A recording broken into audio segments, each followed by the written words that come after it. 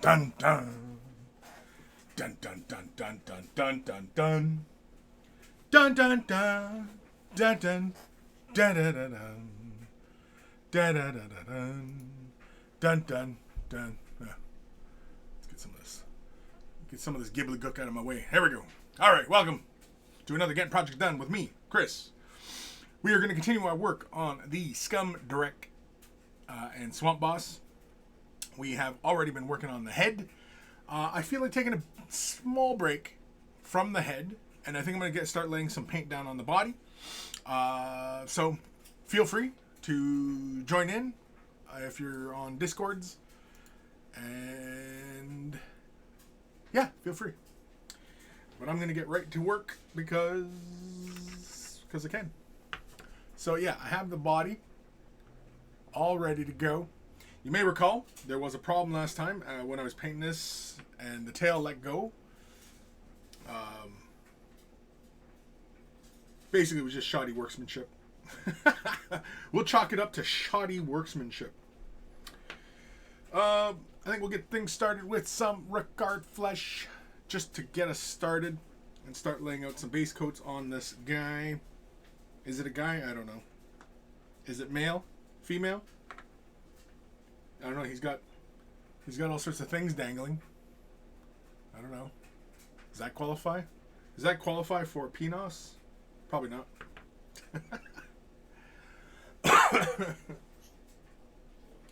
Alrighty. Let's give this stuff a shake. Let's get to work.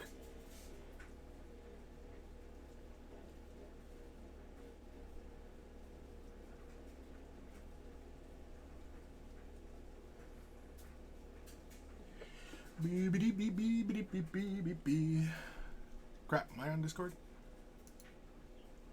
I am. Oh, Mr. Boop's in here. Mr. Boop! Didn't realize you were already in here. I've been in here. Fucking me. Have you? Oh, oops. Apologies.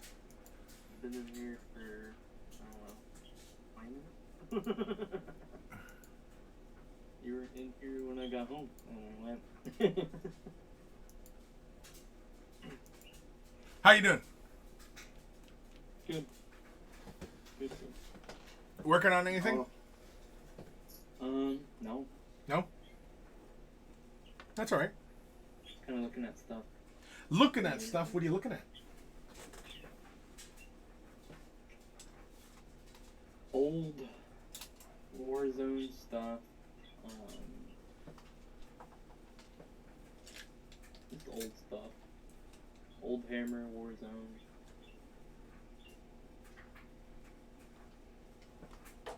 I like. Old Hammer Warzone. Old Hammer and Warzone. Like Old Hammer as in like really old Warhammer model. Yeah. I'm familiar with Old Hammer. Okay, gotcha. I am familiar with it. I can hear your birds active as usual. Yeah, no, she was out and about earlier, and I tried getting her attention.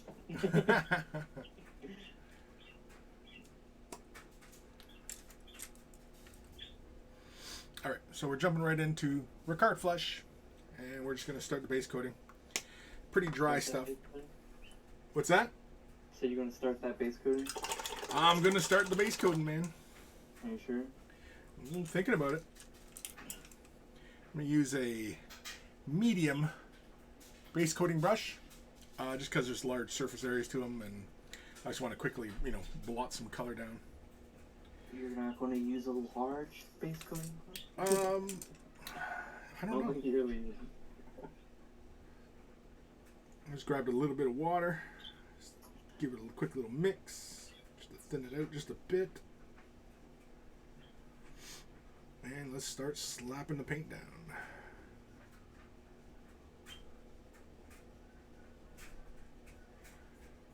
No idea what I'm going to do these little dangly things, so I'm basically just going to paint them in the flesh tone. Looks like hair. That's just me. Yeah, it looks like hair, but is it? Is it though? I don't know. Let's look on the model.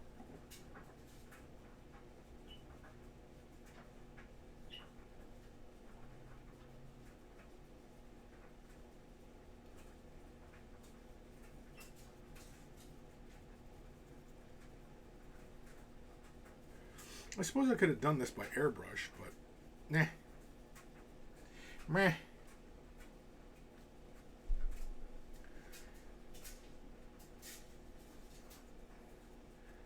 Painting it by brush is more fun, I think. Besides the last couple projects I think I've worked on, I've used the airbrush quite a bit. Not that what's that? I was gonna say, I'm looking on the GW, like, studio model, and they painted it almost like porcupine hairs, which aren't really like hair, like quills almost. Yeah.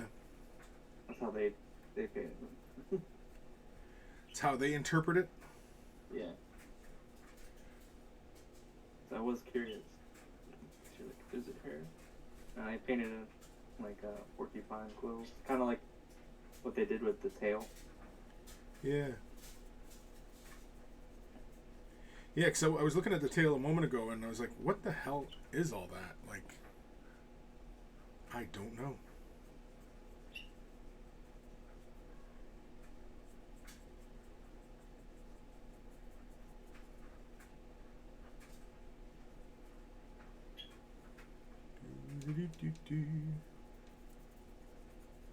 So, any plans for the weekend?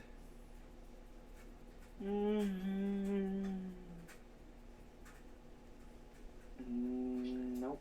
Kind of not really? No. It's alright. You can have a break once in a while, you know. You're allowed. No, maybe give GW some of my money tomorrow about it. Yeah, I'm picking up that damn Aeronautica.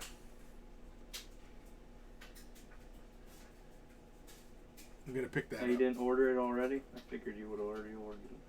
Yeah. Well, I bought it locally. Ah, gotcha. So I gotta wait till it comes in to him. You know, for a lot of stuff, I try to be local. You know, local, you know, needs love too, you know. You know, my whole Scion Joe project I'm buying locally, but the problem is that locally doesn't always have what I want. Right, yeah. And, you know, I mean, like, as nice as it would be, local is not likely to have every single thing that is, you know, available in the catalog kind of thing, right?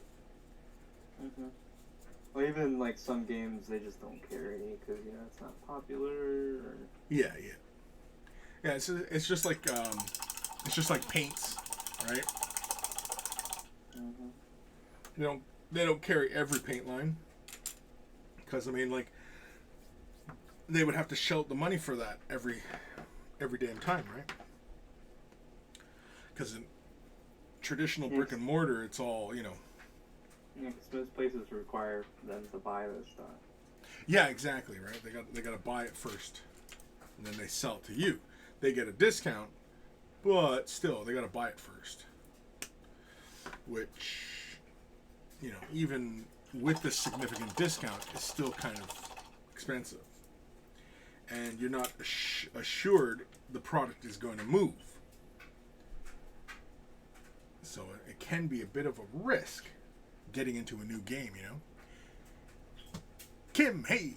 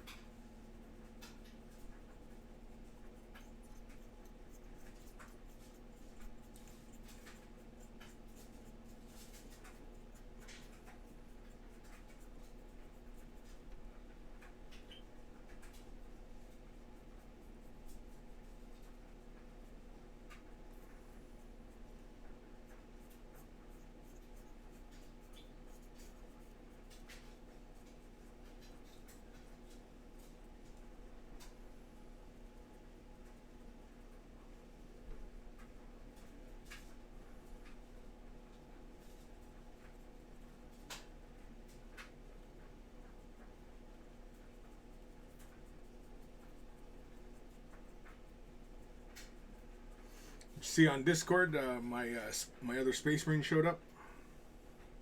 Yeah, the assault one. Yeah. Nerd.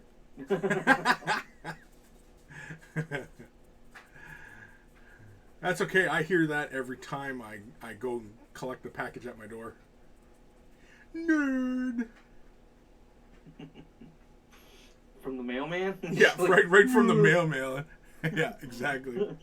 Nerd. See the big jock guy from your old like high school. Like, Yeah. nerd. Nerd.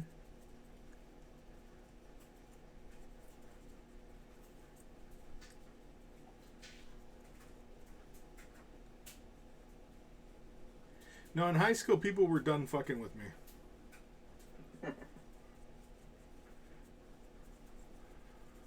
Once the story started flying about what kind of damage I was doing to people, they stopped.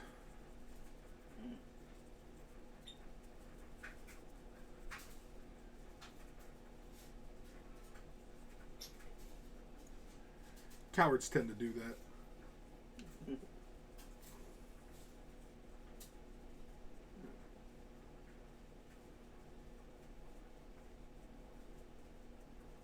I would have liked to have been working on something, but I'm still waiting on GW to ship my Forge World order. What'd you order?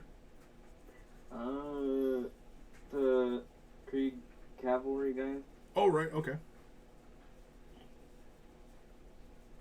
And they just restocked the Shadow Specters for Eldar, and I was tempted to buy them, but I'm like, I kind of want to have my first Forge World order before I place another Forge World order. Right. I mean, it's not like they won't deliver, it's just like, I don't want to, like... Because sometimes companies will jip you on the shipping, and they'll put everything in one box. I don't know if Forge World will do that. They might send 2 boxes. Yeah, hopefully.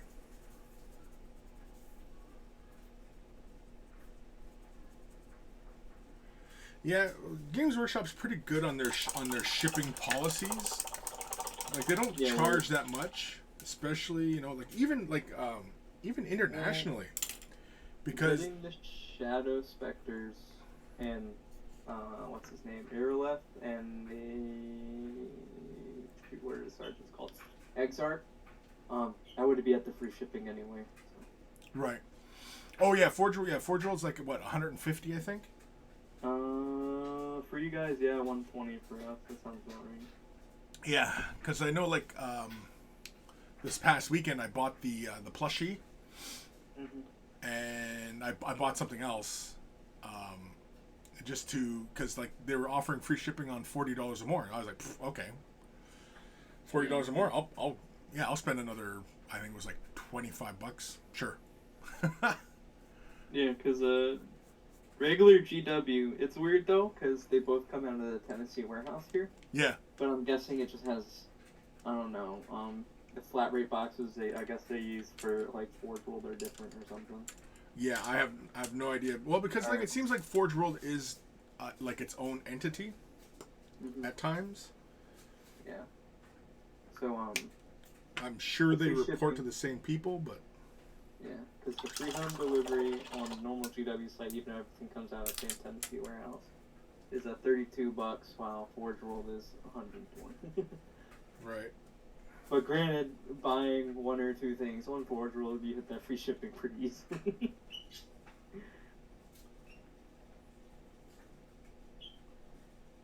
Yeah, it's not too hard to hit that price point for Forge World. Yeah, because as soon as you've decided to buy something off of Forge World, you've pretty much committed to spending a couple hundred. Yeah, exactly. And that's fine.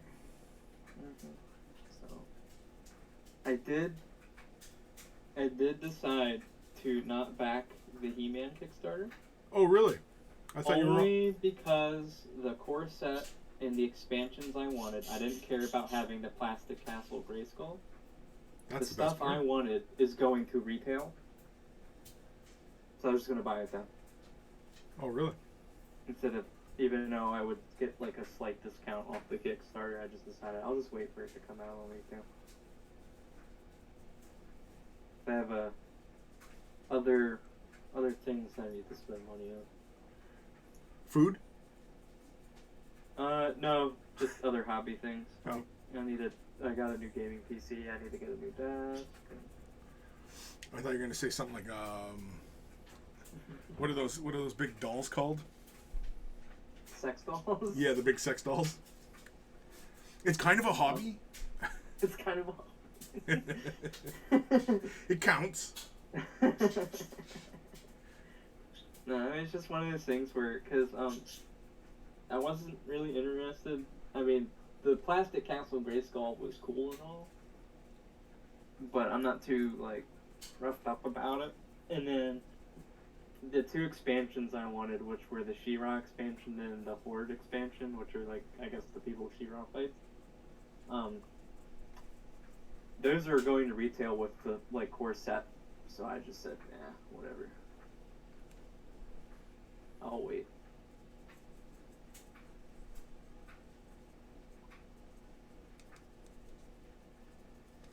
So I wanted to get the LA talk done, and I need a new desk to fit my gaming computer on. Right. And that's a couple hundred, so I was like, yeah, I'll wait.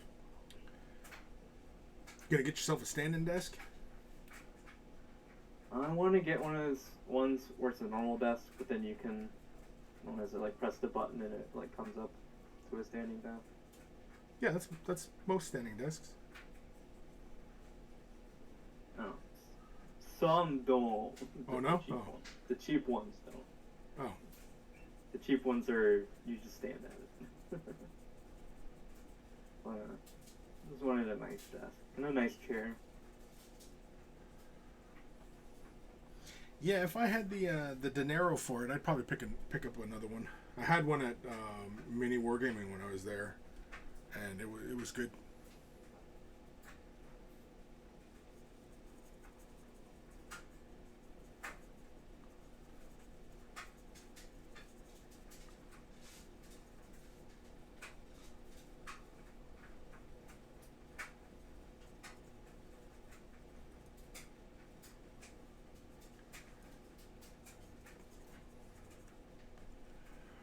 Kim just finished off the Krieg unit. Now they are all painted. Took me almost 6 days to do all 10. Did not paint every day though. Wow. Well, I mean, Kim's a bit of a machine when it comes to painting, so. The machine. Yeah.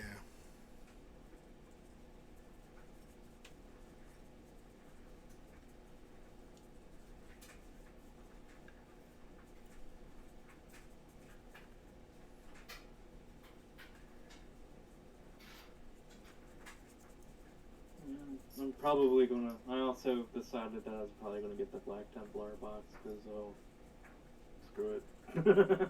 I'm sorry, He-Man. Well, He-Man isn't coming out until next year, so I'll use that money now for something. I'm gonna buy He-Man when it comes out. Did that new Hero Quest come out? New Hero Quest. Yeah, the new Hero Quest. Because I know they did a Kickstarter for it like months and months ago. Oh, it wasn't a Kickstarter. It was a God,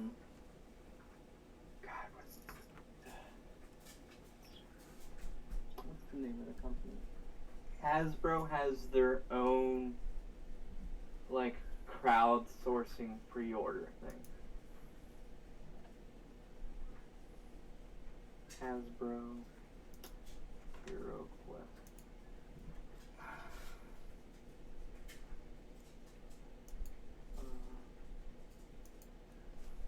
Hasbro Plus. Yeah, I think it's Plus. Or Pulse. Pulse? Sorry. Yeah. Hasbro Pulse.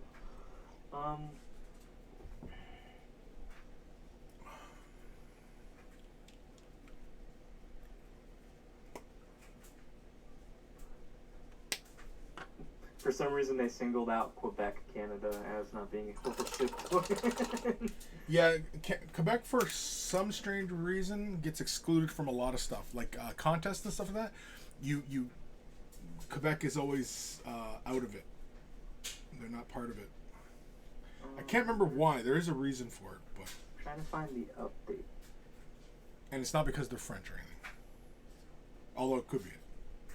Okay, so the project will begin shipping around fall 2021. So it should be shipping-ish, soonish.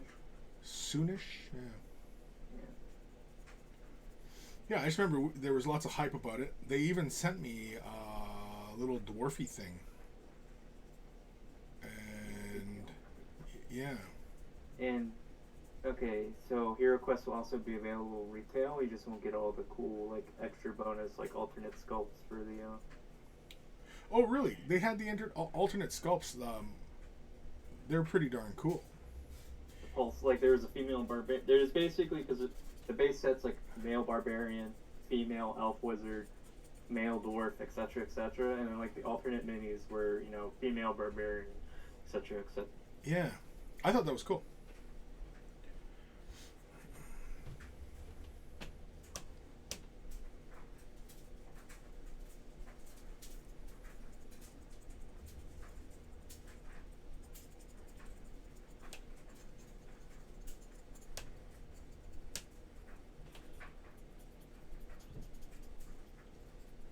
It's not out yet, but I'm guessing its release date hasn't changed. Sometime, for December.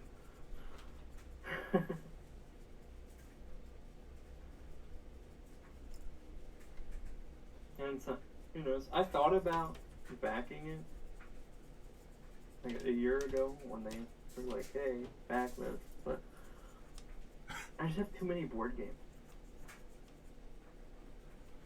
Too many board games and not enough board. Like I still have Reich Busters to paint, and I have like almost all the expansions except for one for that. That's a lot of like mini A little bit. board game pieces to paint. Yeah, a little bit. Yeah, a lot of allied commandos to paint, and then real lot of like them Nazi zombies to paint. Because Reich Busters is, I don't want to say it's exactly like Hero Quest, but it's similar-ish. But it's set in like World War II. That sounds fun. So all the heroes are like, themed after the Allies. So there's, your classic American GI with his Thompson. And he's, kind of burly. Cigar chomping kind of dude. And then you got, your proper British, like Royal Marine kind of dude, etc., etc.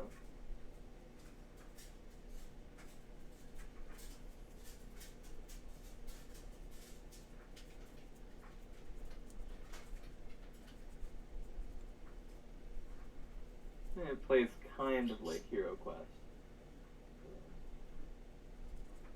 So I think Hero Quest you randomly generate dungeon tiles, whereas in this you have preset. The mission dictates, or what series of missions you're in the campaign or whatever, dictate what tiles you use.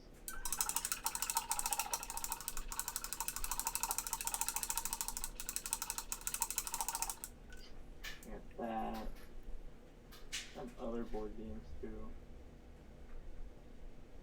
Like Zombie Side, I have to paint that at some point. It's just like, oh my gosh. Because you buy these board games and they're super great deals because they're board games, so they're priced like board games, not like miniatures games. And then you're like, oh yeah, such a great deal, and then you have this big box that weighs like 30 pounds filled with like a couple hundred like board game pieces. You're like, paint it. It's like,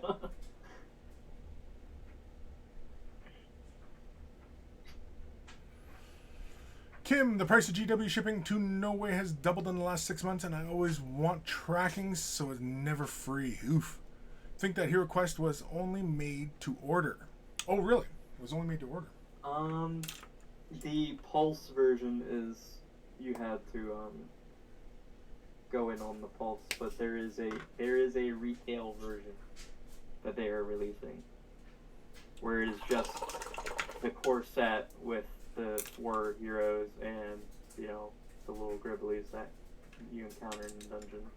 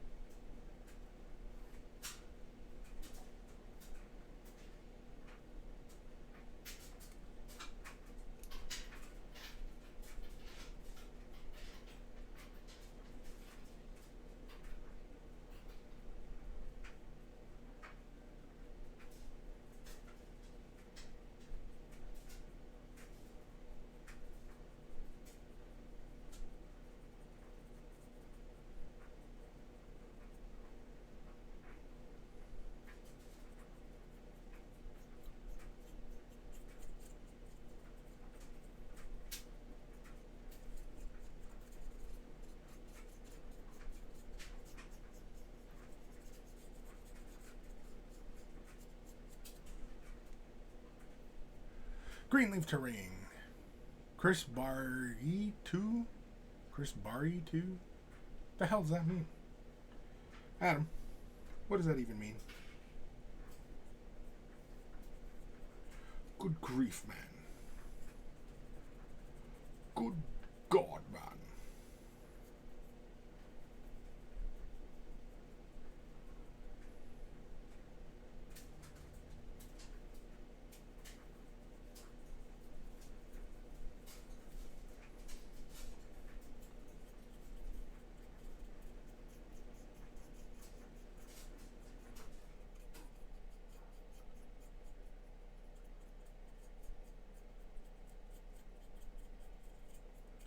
Yeah, I'm just painting these little spiky things on his tail, the same color as the body, because I have no freaking idea what color them. You're not gonna paint him like quills? Like he's a porcupine? I'm shoot him out at you. He could. Does he have rules for it? I don't know. I don't think he does. I think his rules are he bites. I'm not sure. He bites. His Probably. rule is he bites. Okay. Yeah. And that's a lot of mounts, though. So what does this guy do? He bites. Okay. Probably. I don't know. I don't really know. Been out of the loop. I haven't been able to play Age of Sigmar in a bit. Been too busy playing, or, well, not playing, running Necromunda to play. Oh yeah, you're running a Necromunda campaign? Yeah, trying. It's more like wrangling. Yeah, well, I mean, like, that's the constant job. reminders. Hey, I need your guys' results. Hey, I need your guys' results. Yeah, yeah. I mean, that's This is the updated, territory gang rating count from the people who gave me, their results. And then people go, why? Mine's not actually that. And I was like, did you give me your results? Did you? Yeah. Only asked like 3 or 4 times. Usually, to overcome that kind of shit, you got to kick some people's asses. No, I bug people, and then, if somebody doesn't report something, and then they go, hey, this, whatever, be like, if it's something that is, I can easily go like, okay, change. But if it's something like, it's been 2-3 weeks and you haven't told me anything, and somebody else claimed this territory that you said you claimed, but you never told anybody, and you never told me, well then, sucks for you. Right. Are you playing or are you just GMing? GMing because Nope. I can't wrangle and play at the same time. Right. Next campaign I run, I might play because I'm gonna limit it to like 4 or 5 other people. Because right now I have to wrangle like 10 or 12. Oh, really? Jeez. Yeah. Yeah, that sounds like work. Well, because I'm doing it at the store. Because the store, he stocks Necromunda. He doesn't stock like the gangs, but he'll always stock like whatever the current starter set is. And I like Necromunda. Like, I genuinely like it. I like the lore. I like the models. All that stuff. So I was like, I want to get people playing. So I was like, I'll run a campaign. And then it's like, I put a sign-up sheet. And I had people, and I was like, this is good, we'll start. And then I had people decide that 2 weeks into it that they also wanted to play. So I was like, I guess. Should have said, too late, ship sailed, but... Yeah, was trying to be the nice guy and grow a Necromunda community, so I was like, if I say no, they might not ever play, so... Yeah, get all butthurt about it, huh? But I think next campaign I run, I'm going to have a disclaimer. It's like, first 5, maybe 6 that sign up, get to play. And then if you're not one of the first 5 or 6, tough luck. You can still play in the store. The manager's not going to stop you. It's something he stocks. It's a GW game. You just have to wait for the next campaign. It's getting hard to wrangle, because then I get people who go, build their gang, and then another gang, because GW is still releasing gang books. Whereas previously, before they started releasing individual gang books, they'd release an expansion, and then all the gangs would have rules in that. Yeah. Or have, the additional rules in that. So I could keep up to date. Now it's like they're piecemealing individual gang books. New gang, like Daylock just came out, and I had a player who has been playing, and they're like, I want to change my gang. And I was like, oh my god.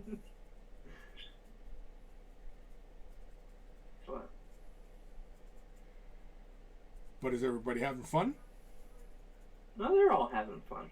Oh, I think that's all that matters, really. But as long as everybody's having fun, it's just those GM things. But that comes with, like, that's even GMing in D&D. New book, Wizard of Coast prints out, like, poops out a new book, new fantasy race, new fantasy class, whatever. Somebody's going to want to switch, so it just comes with the territory. Yeah. Yeah, it's not a big issue.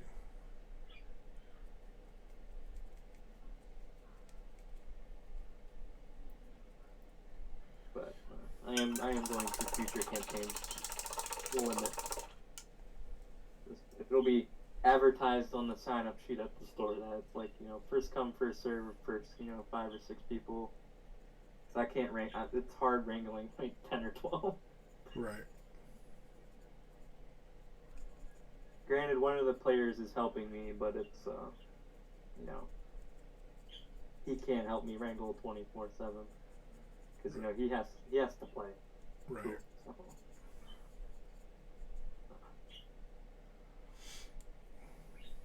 It's good though that you're, spearheading this, and Yeah, but the big thing for me is if I get people playing,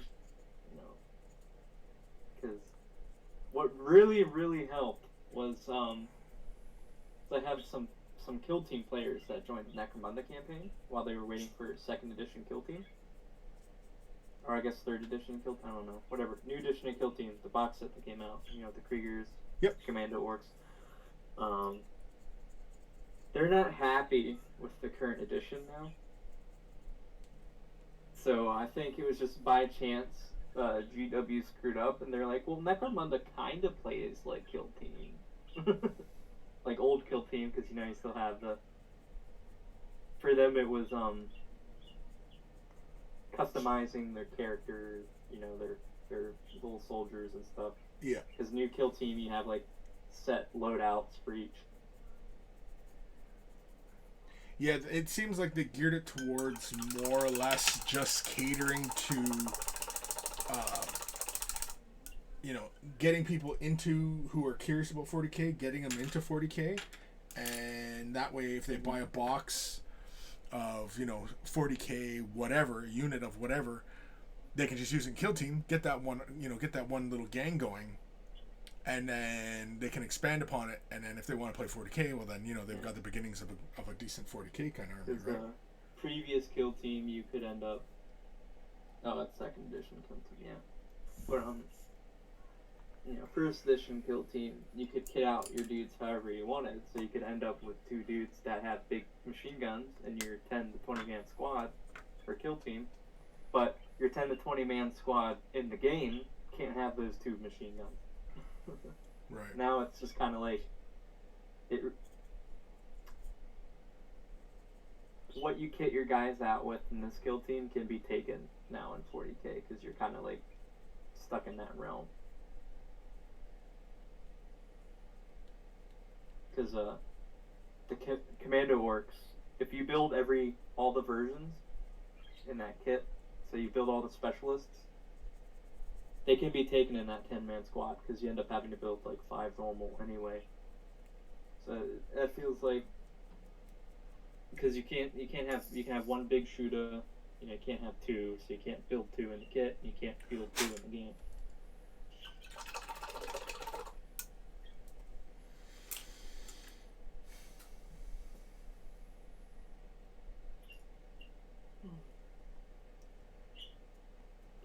So now I'm sitting here thinking, well, if I could rope people into Necromunda, can I rope people into playing Adeptus Titanicus?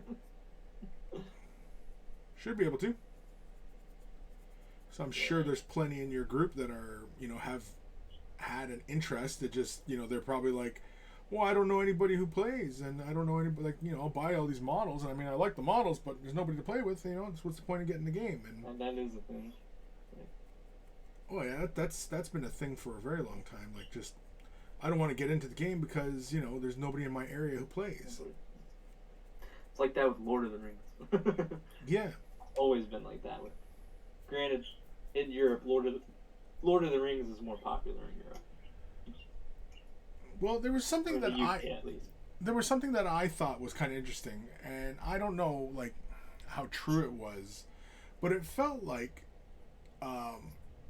Fantasy, since I've been in this hobby, fantasy in Europe was more popular than 40k.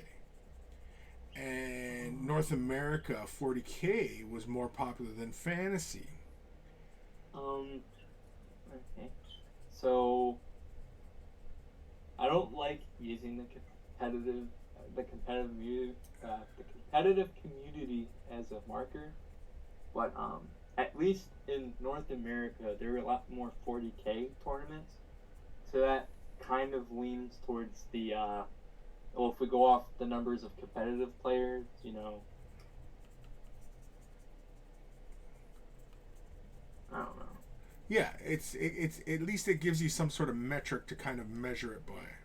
Because it's like that over in the UK, where they have lots of Lord of the Rings, or they've always had lots of like Lord of the Rings events and stuff, but over here it's really hard to find Lord of the Rings players. Like I think the closest Lord of the Rings player I could find lives like 3 states over. Really? Well, one that's like online in like hobby discords and communities looking for games. Right. Because there's always the people who don't use forums and discords and Facebook groups and etc. Yeah.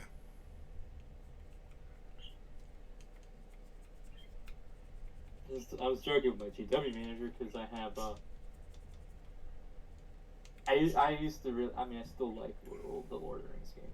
It's not my favorite, but I like it, and I'll play it if somebody asks.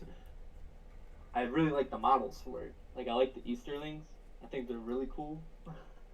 I still have my Easterlings somewhere in a box.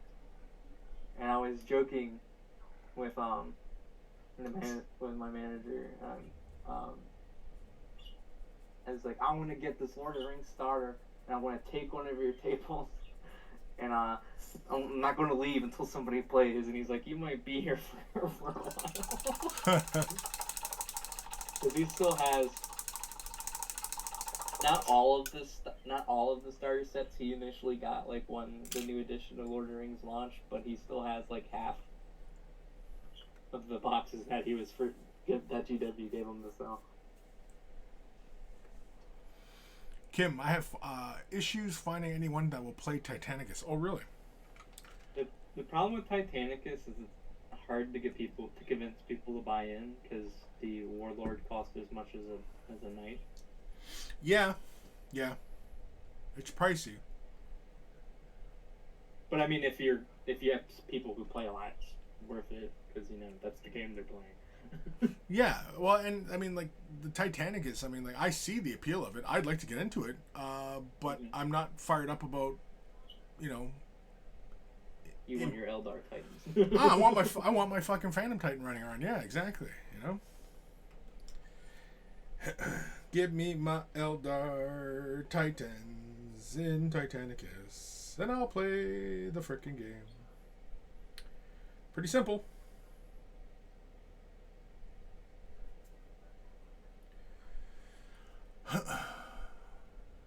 I think that's good enough for the flesh at the moment.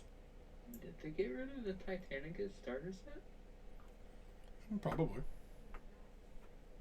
Nope, it's still there. It's just not in the starter set section for some reason. There we go. Yeah.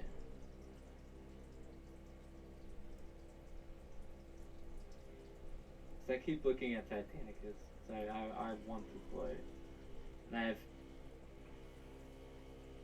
not really convinced somebody else to play with me, but they have mentioned that they are somewhat vaguely interested. So. Right. Why don't you just go halves with somebody? Why go halves when I could just buy the box, paint the two factions I like, and then go, here's a demo game? Sure, yeah, you could do that too. I could. Yeah. I mean, I've gone halvesies before. I went halvesies on the first Aeronautica box because I didn't care for the Orc stuff. So I was waiting for the Eldar stuff. I wanted my Imperial and Eldar stuff, and well, now here we are. Here we are. Later. Yeah, I know. Finally. Now you just gotta wait another 3 years for Titanicus to get Eldar. Could very well be, right? Yeah, because this starter box set's labeled 2020, so you have another 2023. Eldar. I'm calling it 2023 Eldar Titans.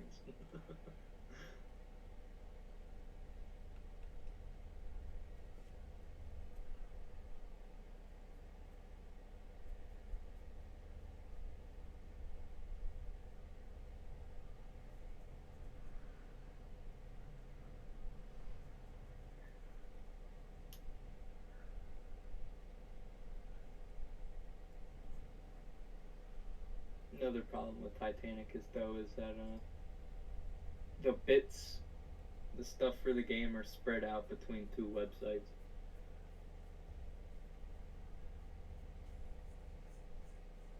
Oh, you mean like Forge World and the main site? Mm-hmm. Because a lot of the weapon options are on Forge World. Right. Yeah, that's kind of dumb. Like, I wouldn't mind if it was just Specialist Titans on Forge World, etc. Like the Psi Titans, Psychic Titan, and etc. was on Forge World, but it's hard when, the base game has these weapon options for your, Warlord, and you have to go on two different websites. One to buy your Warlord, and then another one to buy all the weapons for it.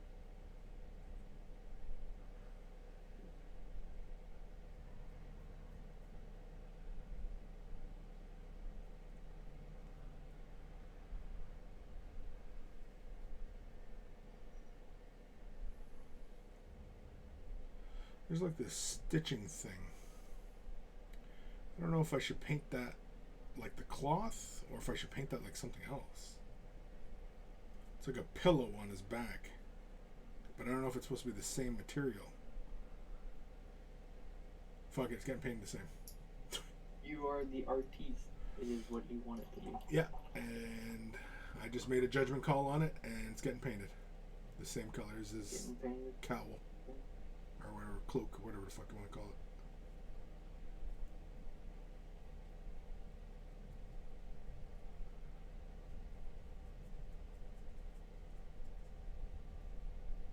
Oh, I know Coma. I know why it's on Forge World. It's just kind of irritating. That, I mean, I personally don't care. Whatever. I have the disposable income to go on Forge World. Not everybody else does, and not everybody who's interested in the Titanicus has the money to drop, a couple hundred on the Titans on GW's website and then turn around and have to drop, another couple hundred on the weapon options on Forge World. Which is the part that sucks about it.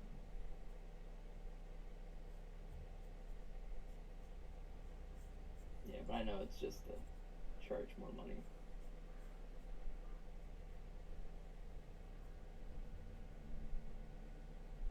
Oops, I accidentally closed. Minimize. Accidentally closed the tab. Why'd you do that? I went to minimize it and I accidentally hit X.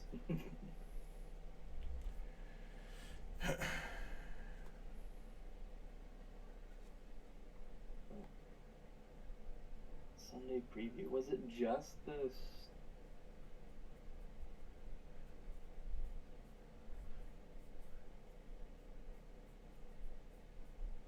Was it just the Black Templar box tomorrow, or was there going to be other stuff?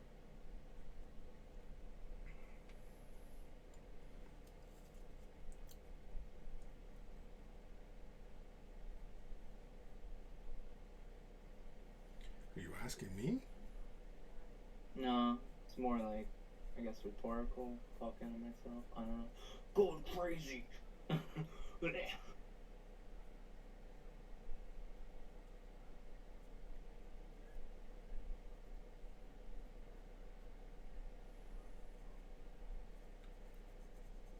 I'm trying to find the Sunday preview to see if it's just the Black Templar box tomorrow, or if it's like all the Black Templar stuff. I can't find the stupid Sunday preview.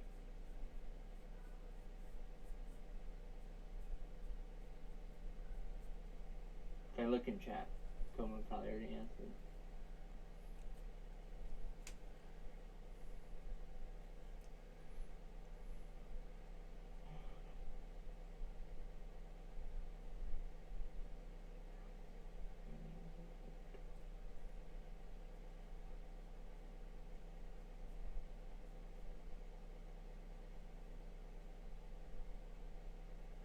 Sunday was the 3rd, okay.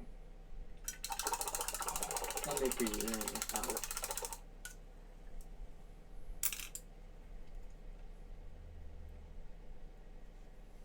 Okay, it is just the Black Templar special box Saturday. And the Blood Bowl made to order, Amazons, and Tomb King.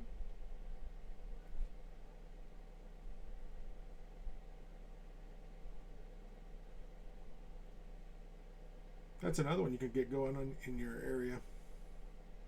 Blood Bowl? Yeah. People are already playing that. Oh, yeah? Yeah. Because Maryland used to be the GW headquarters, like the place to be. Yeah, way back in the day, yeah. So all the old-timies just kept playing Blood Bowl. Yep. Made a little community out of it. Have you ever played? This current edition, no. Well, I guess since the relaunch, no. I played Old Blood Bowl like a while ago. Did you get the French? Yeah, no, come on. I got that, but I got more than that. Because I noticed AK had a paint set for it. With all 3rd generation paints. It was World War I French uniforms, and it came with... What's this? Dark sea blue, French grayish blue, and spectrum blue. I probably should get French Army blue-gray, because the Triad's a good Triad that came in the uniform set. But I was telling Chris, I think last time, that the jump from dark sea blue to French bluish gray is really harsh, and the French army blue gray. God, that's freaking. They have too many French blue grays. The blue gray you have, Coma, is in between dark sea blue and the French grayish blue. The French army blue gray. They have too many freaking French blue grays. Oh my god. You're talking about paint names and how, the ones, I don't know if you remember that, Chris, last Wednesday. The whimsical paint names of like GW and stuff. Mm-hmm. Yeah, well, you could take AK, with their literal, this is the color that it is, and their, 3 different French blue colors.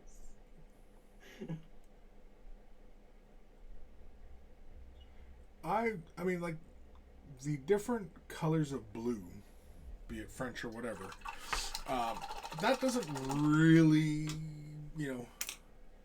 get me. It's just when names of paints don't make a lot of sense. Now, mind you, I mean, like, having said that, colors like, for example, Dork, all the names of their paints are crazy. People eater. Yeah, they're all really... Meatball, spicy meatball. Yeah. But they do kind of fit, and they're kind of humorous. Oh, I'm not saying that French blue colors don't make sense. They do. There's just like 4 or 5 of them. Rainbow Roll. Like, funny. Bring up Turbo. I haven't looked at Turbo Dork paints in a while, since you first did your... Scarab. When they first launched and you did your demo of, like, the early color shift colors. I don't even know if they added any new colors. Oh, yeah. No, there's a whole new set. Like, I'm holding one right now on camera. Black Ice. It's a black metallic. Oh, that's... Yeah. I have not tried it yet. You have to tell me, because I'm looking for, like, a black metallic. Yeah. I have Scale 75 dark metal, or black metal, or whatever. Yeah. And it's a dark metallic, but it's not a... I want somebody to make a black metallic. Yeah, I probably will do a side-by-side of that. Because it's a very dark steel color, or maybe even iron. Yeah, it's a very, very dark, the Scale 75 black metal, but it is not black. Yeah, and I've been a huge fan of Scale 75's metallics, and... Oh, then because you have some then. Yeah. Black metal. Yep. It's really dark, it's just not black metallic. Yeah. And I'm not sure if that was the decision that was like, it's a little too dark, They really want to darken it up, they can just simply add black to it, which is something I do, periodically. But with this Turbo Dork one, yeah, I'm curious to see how... What's it called again? Black Ice. It's not out yet, I believe. Oh, okay, so look on the website. Yeah, I don't think it's out yet. Look at you being all special. In what way do you mean special? Getting paint in it. Oh. I thought we were talking like Crash Helmet and Short Bus. Ooh, I'm looking on Turbo Dork's paint, and I went to the Zenith shifts, which I have no idea what a Zenith shift is supposed to do. It's their color shifts. Is it like a different color shift? Because there's the Turbo shifts, then there's the Zenith shifts. Yeah, there's Zenith shifts. They are intended to be like if you do a Zenithal pre-shade on your figure, and then you lay that down, and it gives you different looks. Because for everybody who's in love with doing Zenithal pre-shades, right? Because I'm looking at Bubblegum Crisis, and I'm like, when I first started this hobby, I'm like, I'll never paint pink or paint other girls' colors. And now I'm looking at this, and I'm like, I think I want to paint some pink stuff. one of my faves from their older colors is Multipass. It's not to look at turbo shifts. Yeah, no, it's not a turbo shift. It's metallic. Yeah, it's just a regular metallic. It's just a really good value of color though. And of course, as soon as you see the color, you're going to realize the joke of the name. There's Momo Matcha. Matcha's literally like that matcha tea green. Multipass. Click on it. I see the color. It's orange. Yeah. Yeah. Multipass? You don't get it? No, it's not clicking. Did you ever watch The Fifth Element? Oh! Okay. No, Yeah. now I get it. Yeah. Now I get it. I was just sitting here like, not clicking. Here's another one of the newer ones that they got coming out. The Bee's Knees. That's a bright yellow. Is it yellow? Yeah. I didn't even see it on stream yet. As soon as you went Bee's Knees, I was like, is it yellow? Yeah. No. I was thinking yellow or like a yellow to black shit. They got another one. Now, they had a bubblegum one, and I think I've used it, but this Peachy Keen one, it's like a newer pink metallic. Ooh. Yeah. Peachy Keen. And on camera is a good approximation of what it looks like to your eye. Like it's this really kind of magenta-y pink kind of color. Coma being the well, that Peachy King is. Yeah. But I like that bubblegum crisis more. I'm sorry. Bubblegum crisis. Yeah. So Coma said, because he is a paint connoisseur, I guess if we could call him that, because he has a lot of different paint lines. Yeah. He says, the darkest metal color that I'm guessing he knows of is Mission Models Burnt Iron. Yeah, I have cold rolled steel, and that one is really good. I was quite surprised with that one because I've never really used a lot of Mission Models paints. Okay, that is really dark. Yeah, so I am curious to see with this Turbo Dork one. I am curious. No, that is really, really dark. And that's darker than Scales, what is it, black metal? Yeah. Or what but I think Chris is like same wavelength on this. Is like what we want is a black that is metallic. Yeah. Because we have metallics of like every other. There's even like white metallic. Yep. That's not silver, white, but metallic. Yeah, White Alchemy, scale 75. And yeah, Pearly Gates for Turbo Dork. Turbo Dork, yeah, Pearly Gates, yeah. Although Pearly Gates, I use that on top of other colors, and it's more transparent, and so it allows the undercolor to show through. So it's more like interference color than it is an actual white metallic, which is cool. I mean, like. But yeah, if you put it over like white paint or something, I'm sure you could get that. Yes, yeah.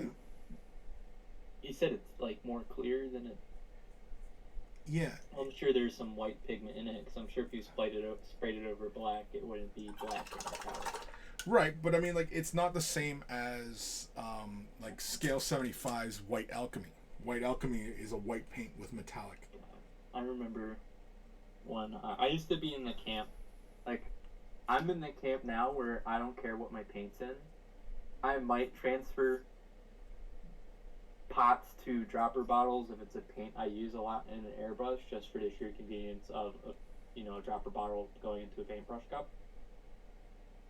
But I used to be like, oh, I gotta put all my GW pots and my trying to think of privateer P3 colors and dropper bottles, and now I don't care because I experienced the tragic fate that is the seal not being good when the dropper bottle plunger thing is in the bottle and it just pops out and the paint all comes out. Yeah. I was like, yes, lesson learned. Yeah, no, I know, and people go on and on and on and on and on and on and on at length about how dropper bottles are way better. Yeah, no, they haven't had that dropper bottle like thing pop out of the dropper bottle and then your paint just like all over the floor. Yeah. No, it's a silly argument. It's a silly argument, and So now I am in the camp of I just leave the paint and whatever it comes in, unless it's something I use in the airbrush a lot. Then I guess it's worth the transfer. That's about it. Yeah, it's like if you're that adamant. From a pot into a paintbrush is or into an airbrush is kind of messy. Yeah, yeah. Dropper when you're airbrushing, yes, 100%. Dropper is better. It's more convenient. But transferring over your Citadel paints into dropper bottles, I'd put that in the category of unnecessary. Not worth it. No, not really. Not the time and energy you spend in it. It's not. Yeah, I might buy Bubblegum Crisis right now. Oh, it is a turbo ship, but I guess it's thin enough to be a Zenith ship. Okay. I guess that's just saying that the paint's thin. Yeah, I think I did a video showing off doing a Zenithal with their new Zenithal paints. What the hell did I do? I don't watch. I come to your channel religiously, but I don't watch every video religiously. It's okay. I don't remember what the hell I did. I don't know. I'm just looking at this Bubblegum Crisis, and I keep going back to the I kind of like that pink. Yeah, it's good. I mean, like, that's the one thing I like about TurboDork's paints is like they are constantly evolving, because I have like the first iteration and their latest iteration, and their latest iteration apparently they've adjusted their formula because they were having issues, I guess, with the paints going into cold climates when they get shipped, and apparently something was happening to the paint when it got cold. So they've readjusted their formulas. So basically, they've pretty much, like, I guess, I this is speculation, but I would speculate that they've redone their whole product line. Ooh, let them eat cake. It's a good color. Oh, that's so cool. That's a new color. That's a newer color. I don't remember that being a color when I first looked at it.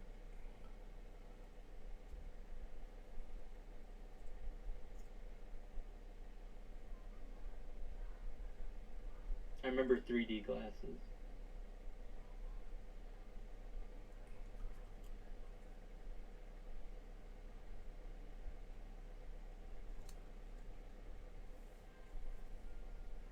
Lunar Motherload. I want to see Motherload. Okay, Motherload is very either transparent or white. Or maybe it's Motherload I'm thinking of. Maybe not Pearly Gates. It looks more white than what was the other color I thought?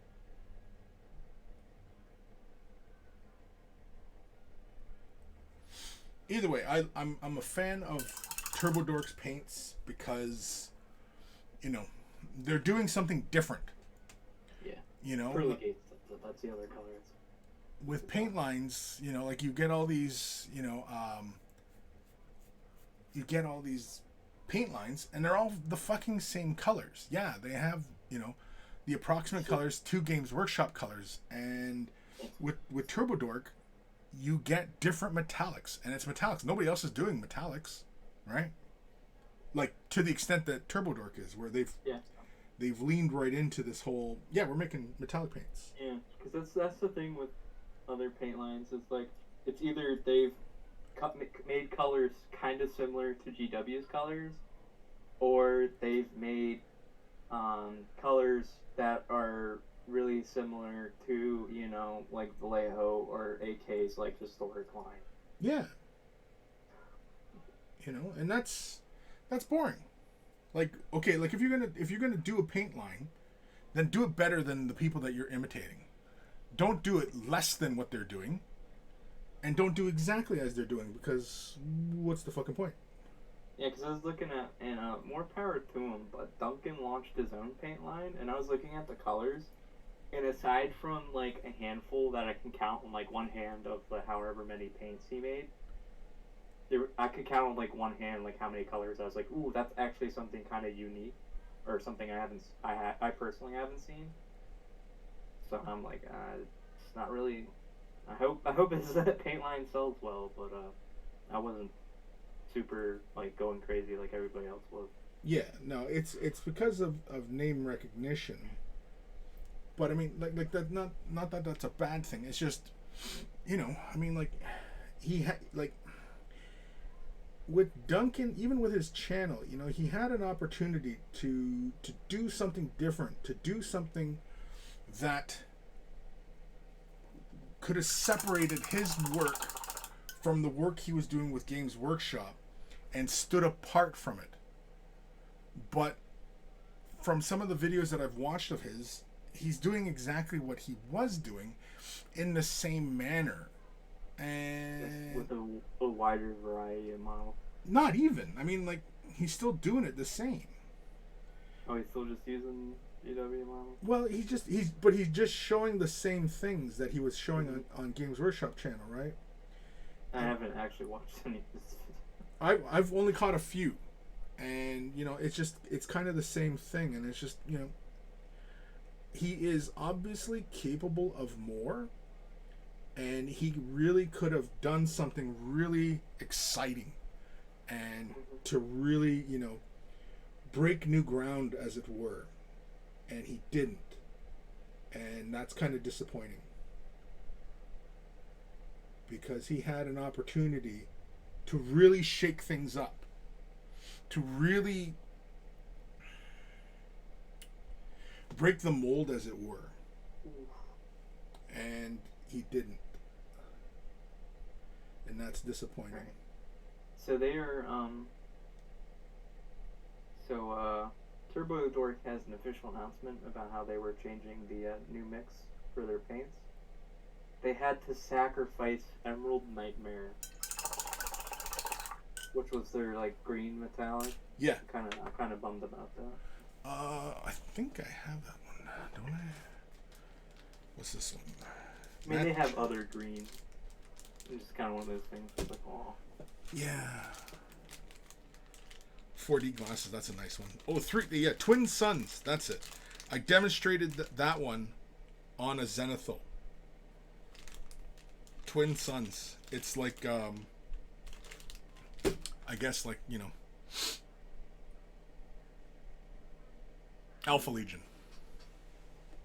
Yeah.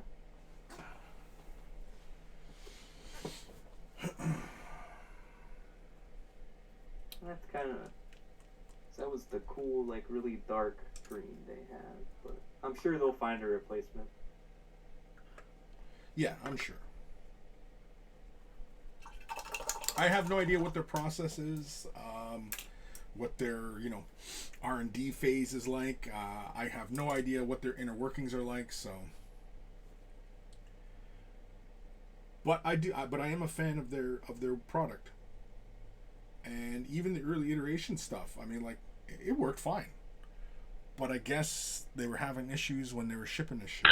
Oh yeah. It's like something about the paint messing up when it would freeze. Oh, somebody on YouTube. Shit, am I on YouTube?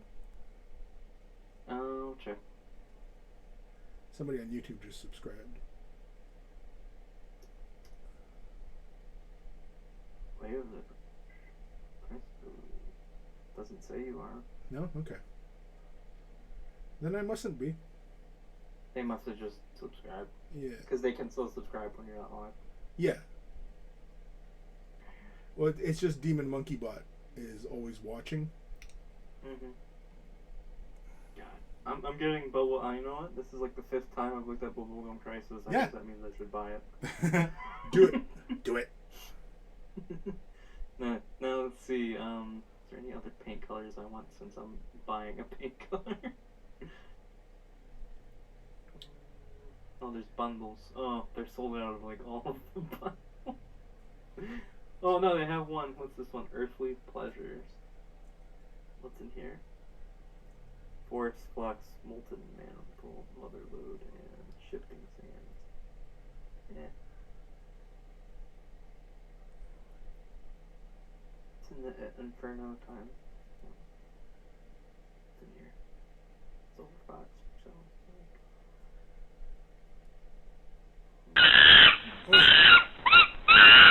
Who that now? Oh, somebody else on YouTube's subscribing.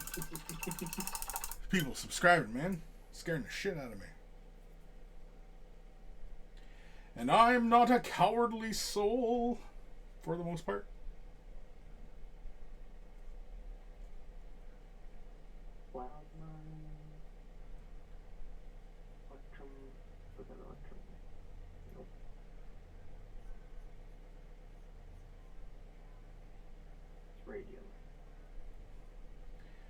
Yeah, they have some really fun, interesting colors.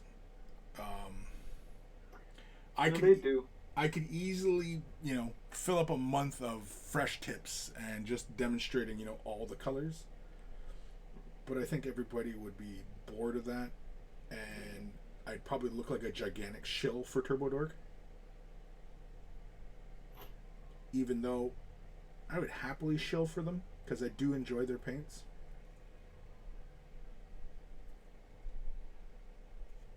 Let them eat cake. Or lunar eclipse. Lunar eclipse is a very sinister looking color. Like it. Bye. And where's let them eat cake? I'm just gonna get that paint color because of the name. Will I use it? I mean, it's a cool looking color, but will I use it? Maybe. I don't know.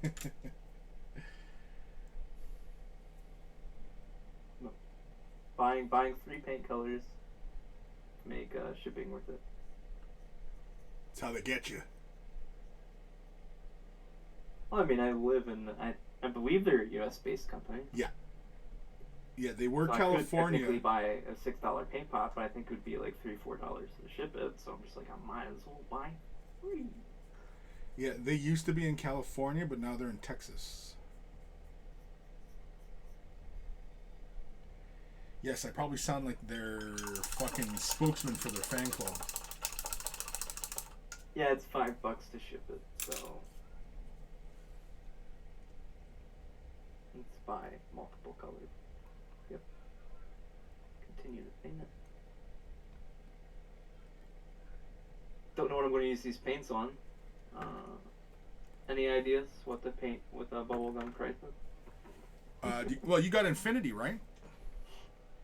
Yeah, but I mainly play Ariadna, so that's all military. There's not a lot of, like, I guess, high-techy, like, armor plating. Well, yeah, you've seen Ariadna. Yeah. So there's not a lot of... I mean, I could get some Infinity models for, like, I don't know. Farting around with? Yeah. Or I could paint Space Marines, bright pink, show up to the store. Yeah, do bubblegum Space Marines.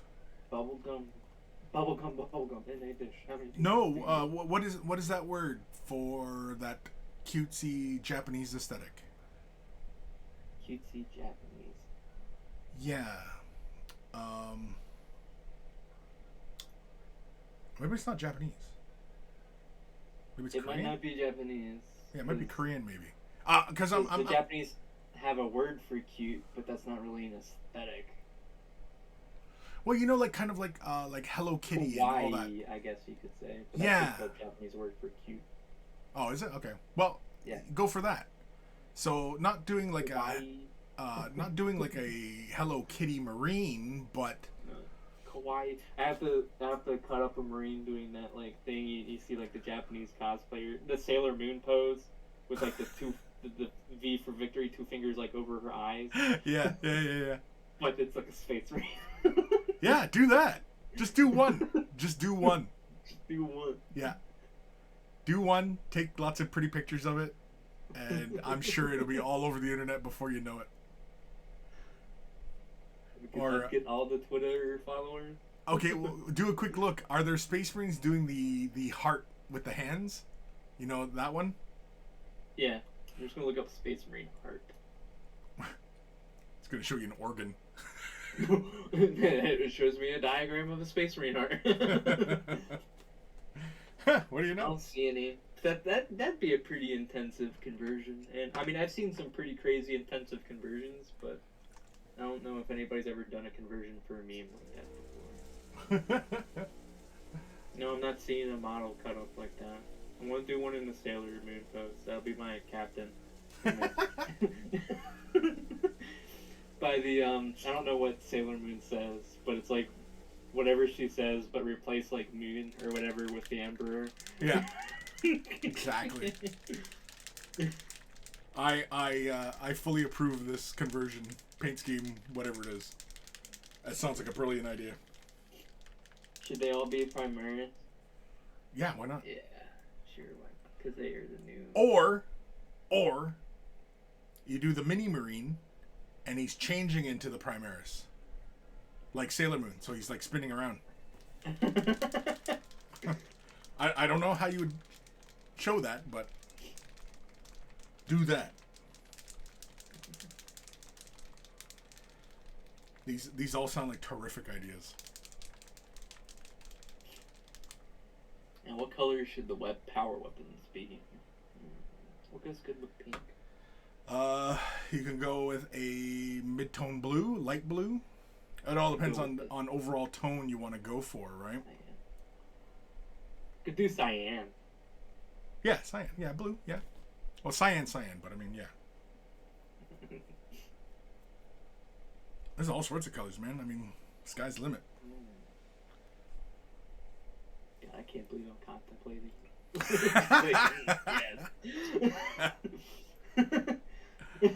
Well, what would I call them?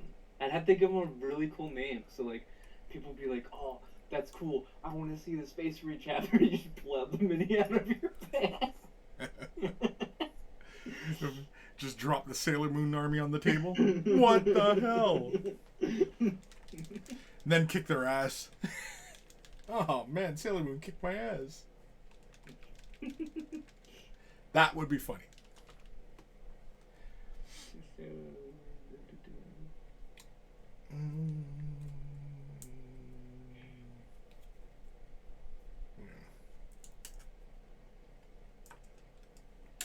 Now I'm looking in the Space Marine section of GW, see if there's any models that would really lend themselves to the.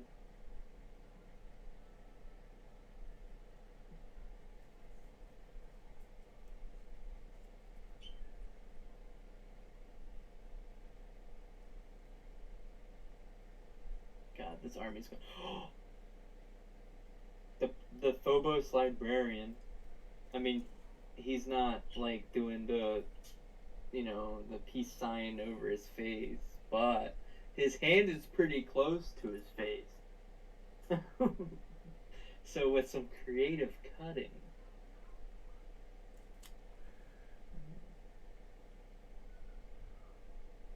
God, it's going to be cursed.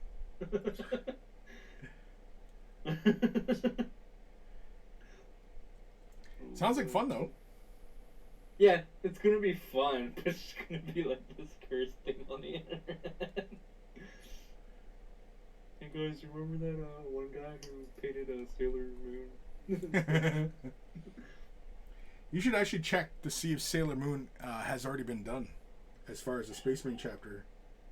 I think somebody Sailor Moon, Warhammer, 40k. I've seen somebody do art of her as like a, what are they called? Sisters of Battle. And I've seen one take a Primaris, draw a Primaris, and then draw the Sailor Moon here. But I haven't seen like actual Sailor Moon minis, I guess you could say. Yeah, because somebody even drew Sailor Moon as an orc. But nobody's done, at least with the curse, like a preliminary Google. Nobody seems to have done like a actual mini theme like that. Oh, of course.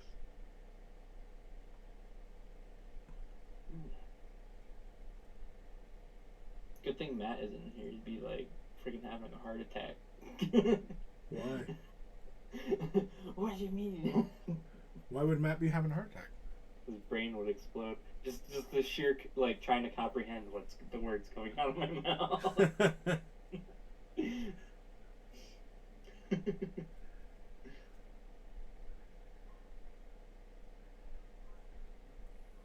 Okay. So I think I got the models playing out. I think Sailor Moon or Kawaii Moon, or Space Marine-ified name of Sailor Moon, will be the Phobos Librarian, since his hand is already, like, because he's, like, touching his temple, doing his little, like, you know, attacking you with his psychic powers. So, like, if I chop up his hand and reconfigure it or sculpt it in his hand, I can do the little, like, peace sign over his face. Or I can steal Mephiston's hand, since they both have a gloved hand. Like a leather gloved hand. Yeah, you have to find a hand that's doing that, like, cause it's what, like a peace sign almost. Yeah, it's like a peace sign, but it's like sideways over their face. Yeah. God, this is so cursed, but it's gonna be so great. Yeah. Do it. I'm doing it. Do it. I got the Phobos guy sitting in my cart, waiting for tomorrow for the Black Templars to drop, and then I buy it all at once, and then I get that cool Space Marine they're giving you, spending a lot of money. Got this strategically planned out. And you said you're gonna get bubblegum, right? I'm not getting it. I already bought it. Oh. It's been bought. I'm committed to this. Okay, hold on. I mean, I bought a couple other colors too. What other colors did I buy? I bought shoot, where's my crap?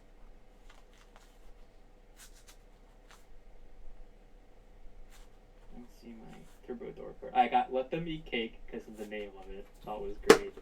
I got Lunar Eclipse because that's very like sinister paint, and I could use maybe if I. Cause I already got Chaos Space Marine, and the next ones I'm gonna paint are gonna be Emperor's Children, like purple. Gotcha. Like a very royal dark purple, but the Lunar Eclipse paint's kind of like sinister looking. So I was like, oh, maybe I could paint some, you know, small space like Chaos Space Marines in that color, and then Bubblegum Crisis, because Bubblegum Crisis is amazing. Yeah, so I've got on the screen here Bubblegum Crisis. It's bright as freaking pink. Yeah, it is a little bit brighter than Peachy Keen. See, I thought they might have been pretty similar, but they might be different. Bubblegum Crisis might be much lighter. And I don't know if they have Bubblegum Crisis on there twice. Oh, and they have it listed as a color shift as well. And there's the Zena shift one. Yeah. And I think they're the same color. Yeah, well, the Bubblegum Crisis is listed as color shift. And looking at the sticker, I mean, it does have a slight purple shift. It's mostly a pink, but with a slight purple shift. That's interesting. Mm-hmm. And as far as an accent color, I think this would be a cool combo. Peachy Keen? No. I'm trying to catch up on stream.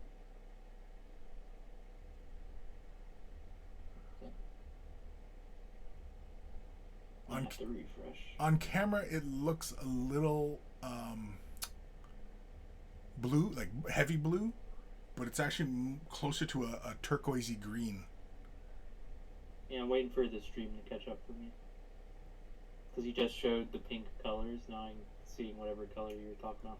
Yeah. Curacao? Curacao? Yeah, is that the paint you're talking about? Yeah. Yeah, because I've got got it. Right now. It's one of their new colors, isn't it? Curacao? No, I think it's been out for a while. Oh, okay. Then it wasn't in stock. Oh, wasn't? It's a wonderful color. I've been using this for I've done my Deepkin, and I'm gonna. This is the color for their armor. Yeah, it's sold out. I see it right there. Oh, is it? Oh. There's Blue Daba D. There's Daba D, you know, from the song Blue Daba D. That's a really deep blue. That's really nice blue. Yeah, I have the old iterations of them, but Cool Ranch and Daba D. Daba D is lighter than Cool Ranch. Cool Ranch is much darker. There's Momo. Momo? It's like an orange. Oh, yeah, Momo, yeah. Where's that? Orange pinky. Yeah. Momo. Now, as far as the oranges are concerned, because there is another orange. Where's that other orange? Too bad Masha is not a color shift. That'd be a cool accent color. Did I not just have another orange?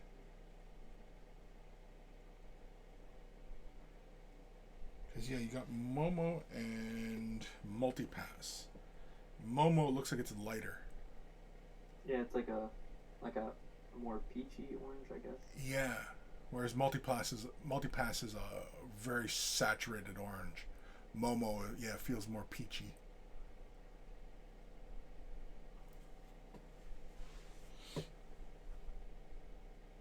Anyway. Yeah, they're really fun colors. I like Turbo Dork colors. They're fun. And, you know, I mean, like, I'm spoiled for choice because I have access to, I think, all their colors. I can't wait to email you for Saturdays these freaking bubblegum crisis. Well, if you're gonna lean into the Sailor Moon thing, I think you should really lean into it and just go just whatever character has a pink color scheme, borrow that color scheme. Yes, but even better, because I want to get the Black Templar box, right? And the captain, or I forget what the High Marshal in that kit has like the circlet on his head, but he has a helmeted option. So if I use the helmeted option on him, I'll have a head with a circlet. Like the little things they wear. Right. And just paint it like a moon? Yeah, well, it's gold in it, typically, because all the sailors are like different planets. Right. Typically there's like the planet, whatever planet, or in case of Sailor Moon, it's a moon, but... A planet moon? Let's see. Any pink? There is a pink character in Sailor Moon.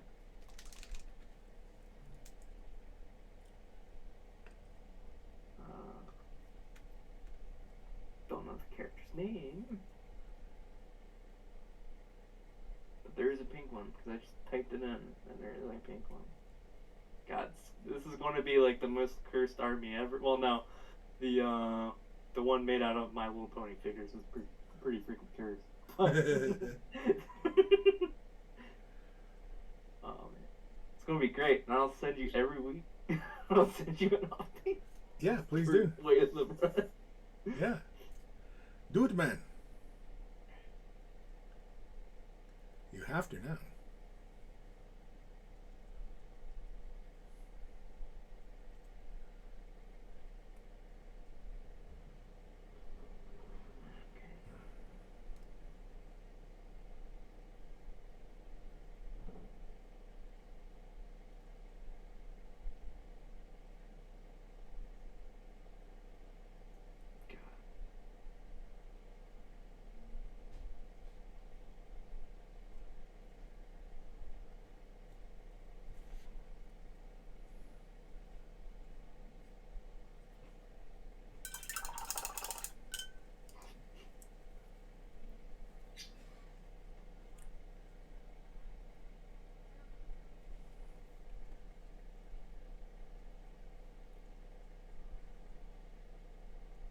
God, I could make it a super competitive Marine army, go to tournaments. Just cheese everybody off. So I'm not playing against Sailor Moon, man. Does this mean I win by default? Go undefeated in the tournament just because nobody wanted to play. Nobody wanted to face Sailor Moon? Yeah. 20 years ago, I could easily see that. Nowadays, I think that would be a rare thing. Yeah, no, with all of this stuff, some of these nerds, like, yeah, no, I think Sailor Moon's actually pretty tame. Yeah, pretty much. I think so as well. I think it's pretty tame. It will still be funny to see the army on the table. Oh, definitely, yeah. Yeah, I got this all planned out. It's happening? This is a thing now? Yeah, because I got the colors, the models I'm using are just waiting for tomorrow when the Black Templar box launches, so I want to get that special a million or 100 that what's the 100,000 a million customers like individual customers served online or some crap. Give it to me, GW. I want the model. Give me the model. Are you doing that in a Batman voice? Is that what's going on? No. Oh.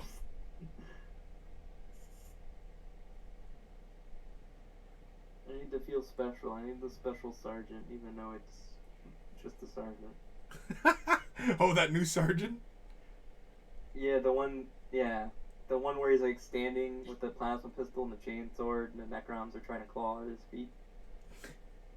1 million online customers served. That's what the model is celebrating. Well, if you need it. It's not really I need it. It's just like I'm gonna get the Black Templar box, and I might as well wait to buy the Space Marine I'm going to use for this conversion to start off this idea. To buy it, because then it'll put me at the mark to get the special sergeant model. Sounds like you're making excuses for shit you just want to do. Yeah. Just do it. Don't I'm make excuses. I'm not making excuses. I'm waiting to buy it so I can get it tomorrow. Or get everything I want in one go, and then get the special model. Special model, Chris. You don't understand. Oh. I need the special model. Oh, I understand. I was in your shoes once long ago as well. I get it. It's just sheer convenience, because I have a feeling that Black Templar box is going to cost as much as the Orc one did.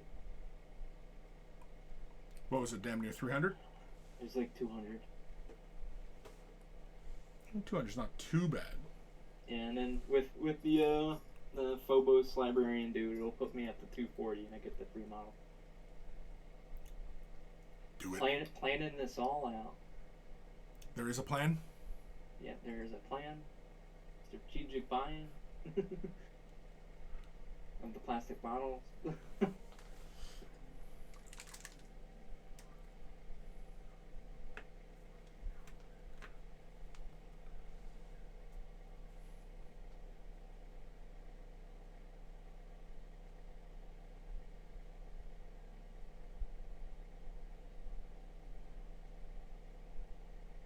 I like these names. These names are great. Turbo Dork.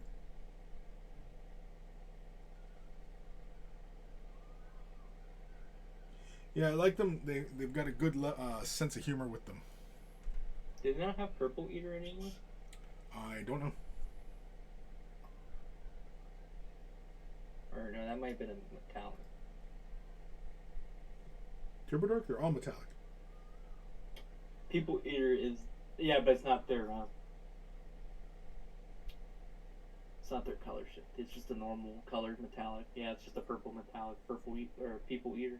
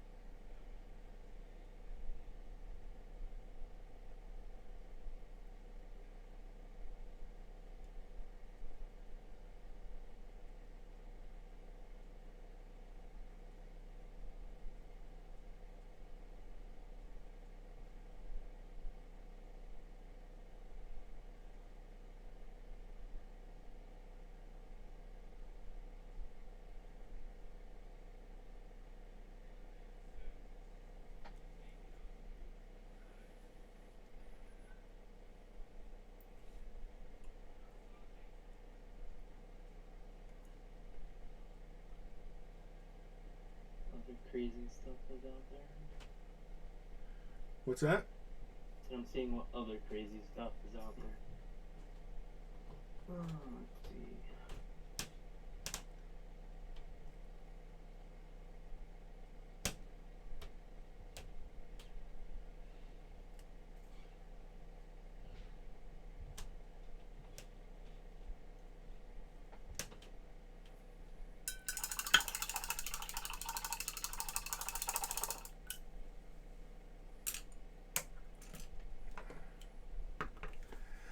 I will be right back. I need to get another coffee.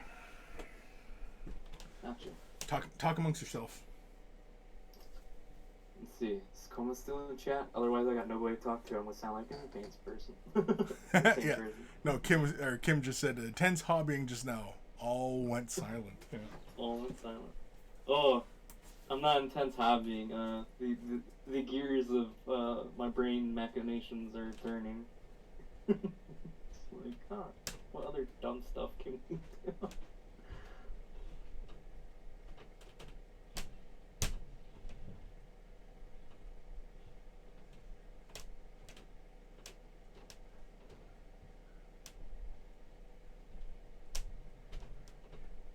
Could paint Sigbold in this color.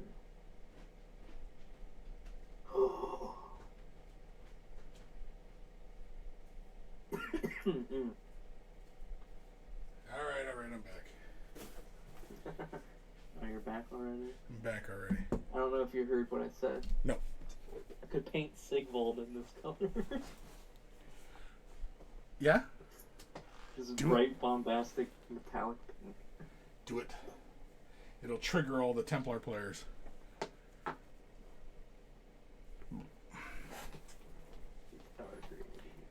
And is that really a bad thing?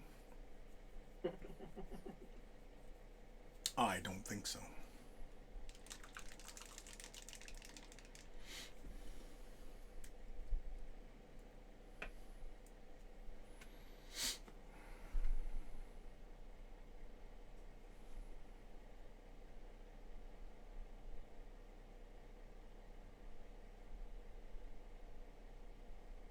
Oh, Stargrave is Frostgrave, but sci-fi. I got.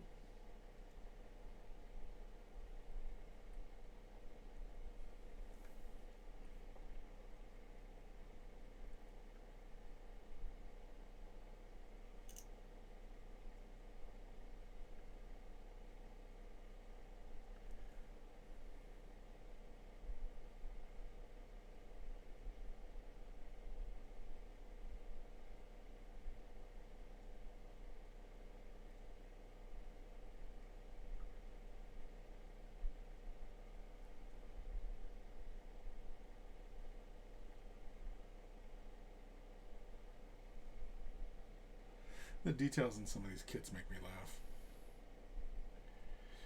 This back brace, this arm thing on his back, it's got a hinge in it, so it looks like it's supposed to, like, you know, I don't know, it's like a counterweight or some sort of device. It's funny. I don't know, I'd have to look at his rules, and sadly I don't play, or I don't have the Orruk Warclans rulebook, even though I should probably get it.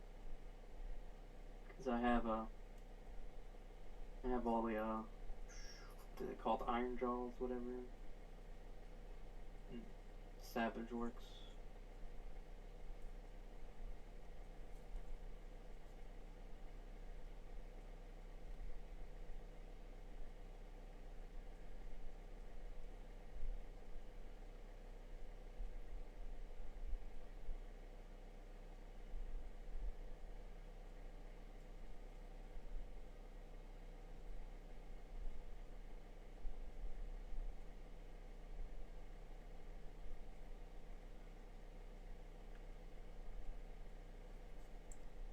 You know what would be hilarious painted in this color? I mean, keeping the dirty scheme going, but, or keeping the color scheme going, is that Nurgle.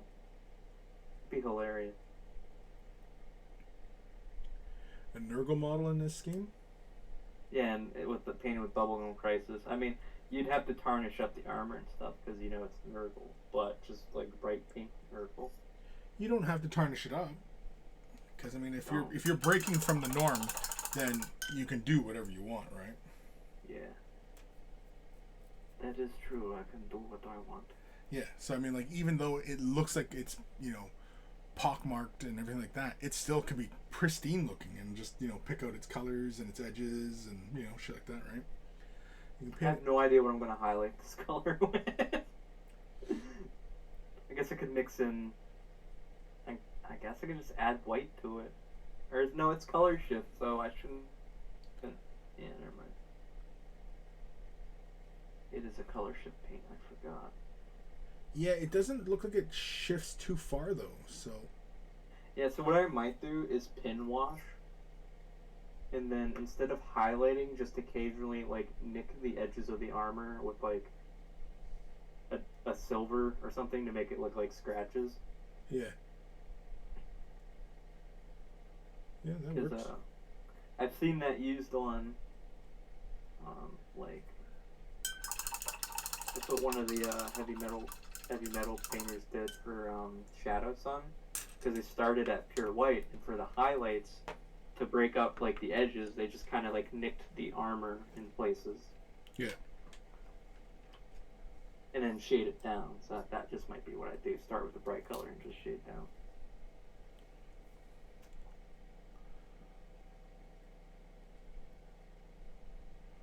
Kim, what are you doing with those blue tones?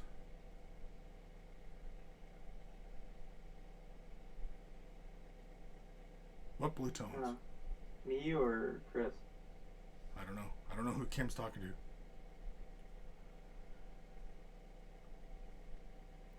to. Kim, who are you talking to? What blue tones? Oh, what I'm doing with them? I'm going to paint. I have the Krieg Horse Boys coming at some point from Forge World, whenever they feel like shipping them. I'm going to paint them with French blue uniforms. Because I think French blue is a nice military-looking color, and it, even though the Kriegers aren't really modeled after Nazis, if you paint them gray or black, people interpret them as Nazis. So I'm going with French blue, military-looking color. It's a nice blue. So you don't get pegged as a Nazi sympathizer? Yes. Good call.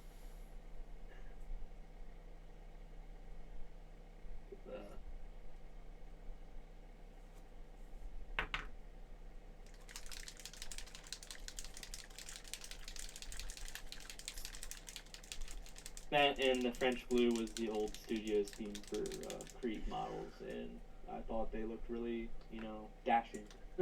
Dashing? Blue color. Dashing. Now they changed the studio scheme for the Forge World Kriegers to like a drabby green, and I'm kind of eh.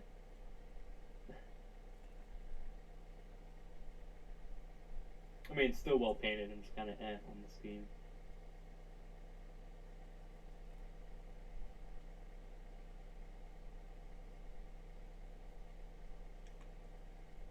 It's like an olive drab, and I'm just kind of yucky. French blue, where are we at? Yep, it was the original scheme was like a French blue.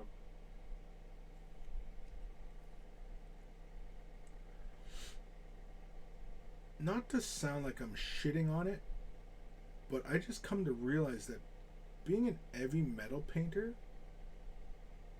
probably kind of drains the soul. Yeah, because that heavy metal team isn't that big. Yeah, but I mean, like, well, because like you described, like the previous color scheme was this and that, and then they changed the color scheme. But I mean, they probably changed that scheme just to be different.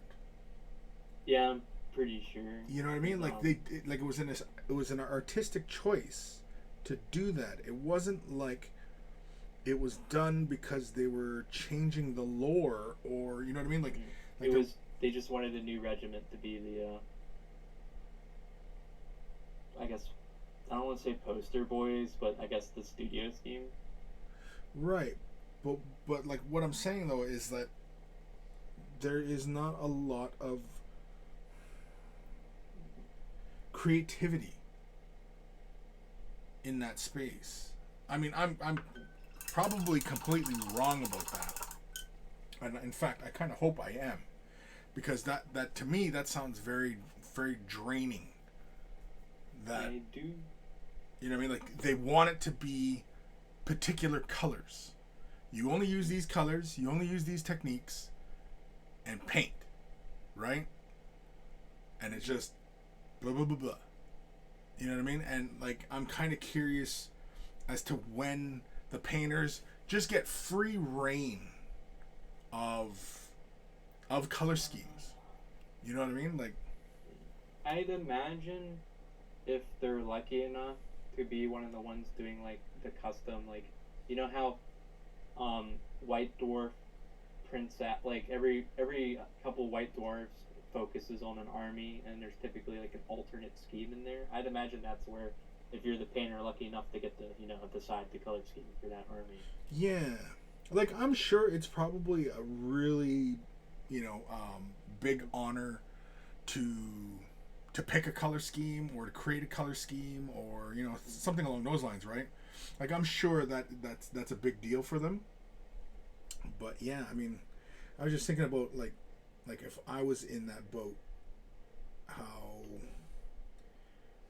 I don't know, it just I think my enthusiasm for all this would just be gone by the end of it. I probably would never want to touch a miniature again, especially if I was unhappy with, conditions.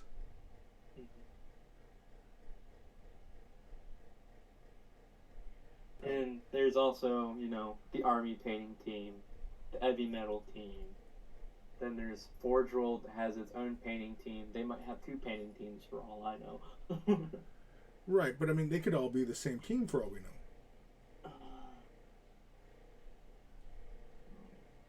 Because I can't imagine that place has that many painters on the go.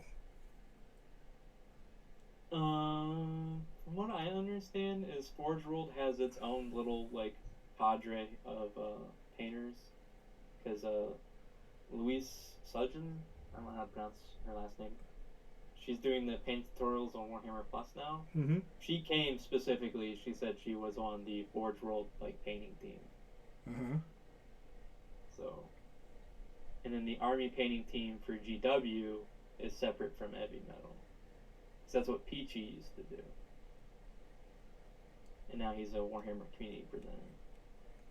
What do you got? Everybody's fucking bios memorized? Yes. If I like the way they paint, yeah. Stalker much? No. I just remember stupid stuff. Irrelevant stuff, I guess. I don't want to say it's stupid, oh, you're wrong. No, that's not. I mean, I just remember the stuff that's irrelevant to what they were talking about. Because they're talking about schemes and colors, and I was like, oh, okay. And then forget all the important stuff on why I watched the stream, and just remember random factoid. How it ends up. Gotcha.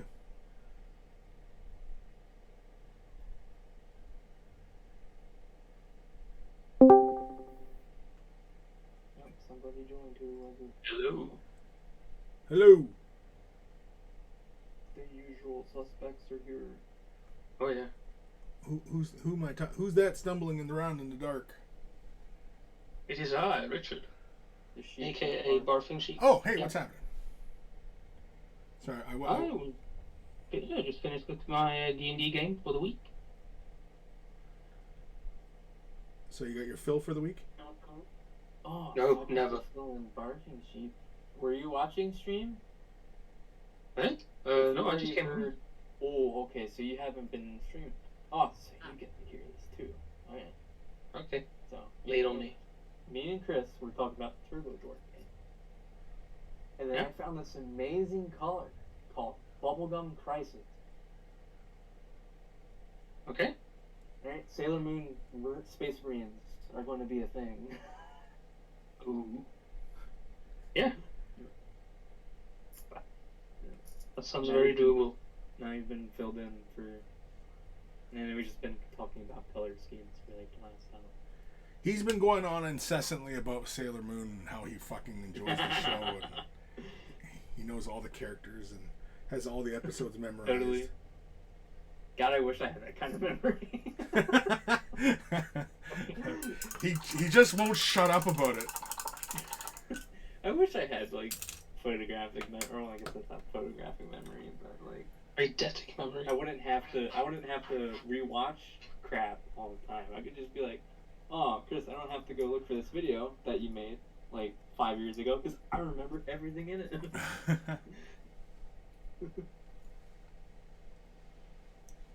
So I've had to do that a couple times with a couple different painting tutorials. It's like, I gotta go back. And the struggle is remembering which painting tutorial it was. Yeah. Well, see, because the thing is like I've been doing tutorials for So long. So long. Oh yeah. The repertoire is so huge. The amount of techniques and things I've demonstrated. Have overlapped. Oh, 100%, yeah. Like, realistically, everything that I have ever shown in videos, you could probably distill down into about probably 10 to 20 videos. Mm-hmm. And that's all you need. But because, like, for example, you know, demonstrating whatever, making rust, but using rust in this way, using rust in that way, and you use, you know what I mean, and using particular techniques and colors, you know, you just end up creating like 20 videos on that same thing. Which is fun.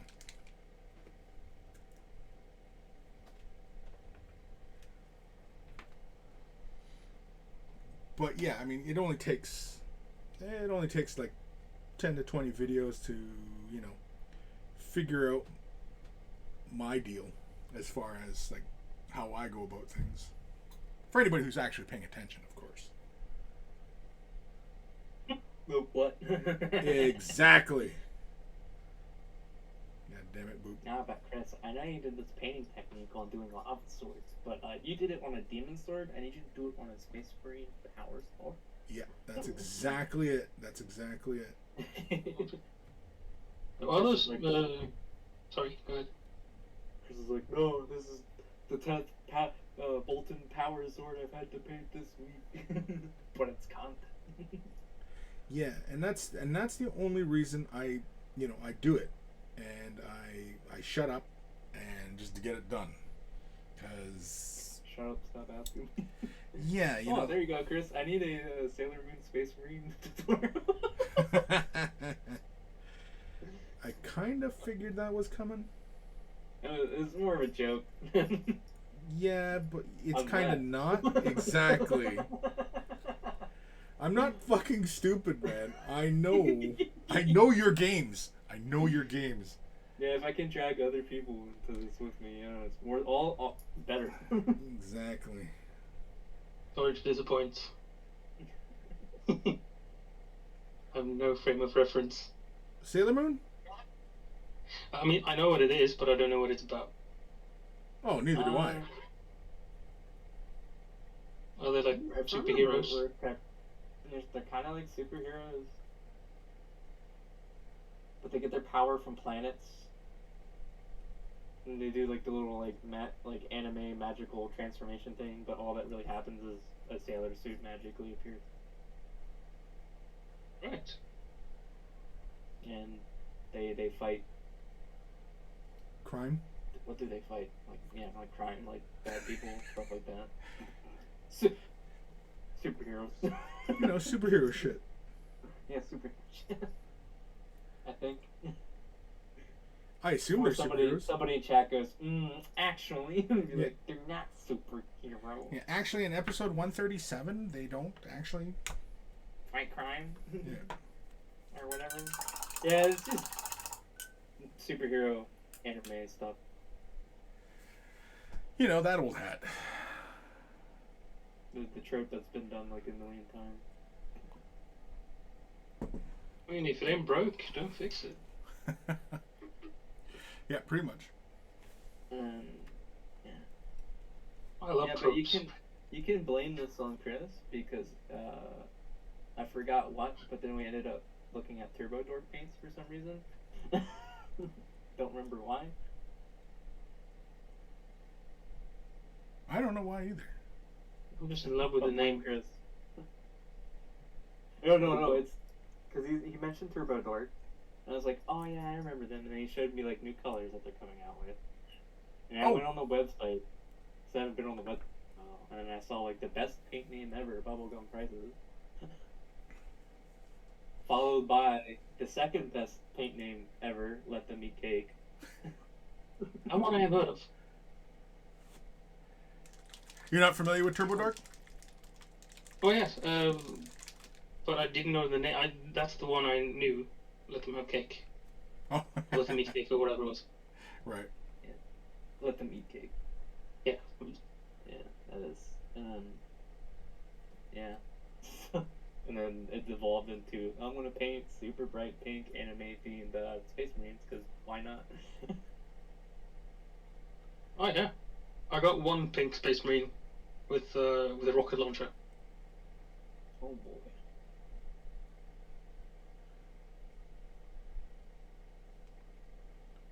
I'm eventually going to have all the Turbo Dork paints. I might not use them all, but I'll be like, is your paint collection have such cool names as this one? Do you have a spicy meatball? I'm gonna have to look this up. Yeah, if for anybody who's a big fan of metallic paints, yeah, Turbo Dark's a lot of fun. I was about to say I've heard that before, and I've actually heard that from you, from one of your videos. Yeah, I Had it on your idea. I'm a fan of theirs. Right. So, because I don't know if you remember. I do remember. I didn't finish. I do remember. You owe me $10,000. Yeah, I remember you owe me money from last fucking Adepticon. But, so back when I started Scion Joe, somebody in the chat got a long rant on like why couldn't there be female Space Marines, and I was like, I'm gonna do that. I'm just gonna put female heads, put them on. I think it was Night Lords, like Raptors. Uh-huh. They could be the ones that have to fight the Sailor Moon Space Marines. Yeah. I like this idea. Yeah. That sounds like the idea. Yeah. That's an excellent Get idea. all the people riled up. Oh, do it. Get all the nerds angry at you. I'll keep the Sailor Moon Space Marines as dudes, but then the Night Lords will be all female or women or whatever. Female women or whatever? Female women or whatever. Dude, I think you need to get out more. Just saying. But nah, because I remember you're talking or you were talking. I was just kind of watching people's like minds explode. And you're like, well, what if one of the missing prime marks? You could just say the missing prime mark was a woman, and there you go. Oh yeah. I remember that. Yeah, that was a while ago. I remember. Yeah, well, I started this Scion Joe project like a year ago. It's just been stuck because I've been trying to use only Scion minis I buy at the local store to support the local store, and the problem is that with the new Krieg and all this stuff, it's been hard to get Imperial Guard stuff at the local store. Right. Now, isn't there new guard stuff coming out? Or, like, updated sprues or something? No? I don't know. Do they need new stuff? Hold on, I'm trying to think if No, they've shown it. They gave Cadians an upgrade sprue. Yeah, that's it. Fuck. I was trying to remember if it was something that was like a preview or what. So I was like, oh shit, did I spill the beans on something? And everybody was like, oh, new guard kit. Yeah. And really all it was the same old Cadian kit with an upgrade sprue thrown in. Yeah. Which I'm not complaining. I have to go give an animal some medications. I will be back unless you end the stream, and then I won't be back, I guess. What time am I at here? You're at 2 hours. Holy kermoly. Yeah, I'll probably be ending shortly. Alright. I'm gonna slap some warp block bronze if you're down. not here, bye. If you're still here, I'll be back. Yep. Alright. And so, did you just get home there, Barfing Sheep? Oh yeah. Yeah. It's midnight, so we had a very long late session. Oh yeah, that's right. You said you were playing D&D. Yeah. Nice. Have you been playing long? I've been playing. Well, I haven't been playing. I've been DMing since I was 15. So 15 years. That's a long time to be DMing. Oh yeah.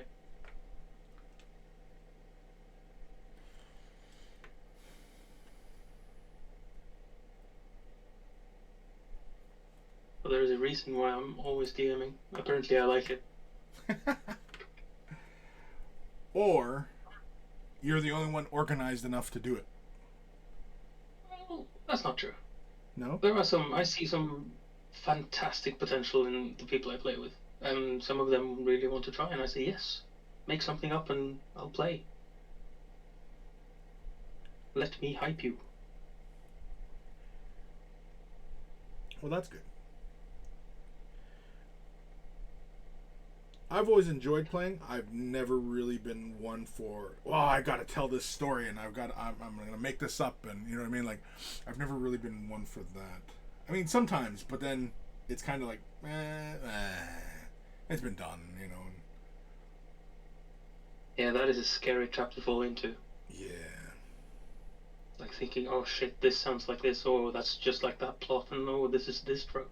Right, unless of course you're kind of really leaning into it. Like, yeah, we're doing Aliens kind of thing, right? And we've already done Aliens. Yeah, we've already done it. Oh, okay. Oh yeah, that's fun. It's actually an own RPG game in itself. It's pretty good. Oh yeah. Yeah, we've had so much fun with that. Also, we've done Shadowrun. Ooh, yeah. And Star Wars RPG. I'm not familiar with that. From Fantasy Flight Games. So we've been through a lot.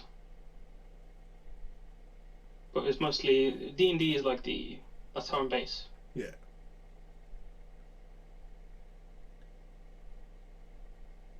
Well, and especially for a gaming group, I'd imagine that's probably the default starting point.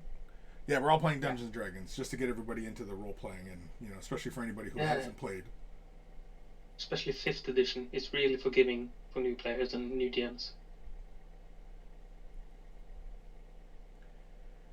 There is an RPG coming out.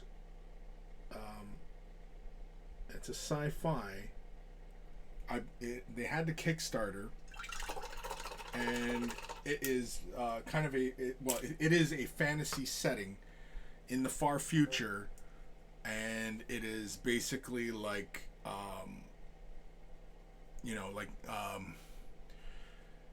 if Europeans had never made it to North America, and then North America expanded under, and everybody, like the whole planet, right, becomes technologically advanced and everything like that, and so you have these, technologically advanced, Native Americans, South Americans, Africans, Europeans, Asian, and it's kind of this whole sci-fi universe. It's called Coyote and Crow.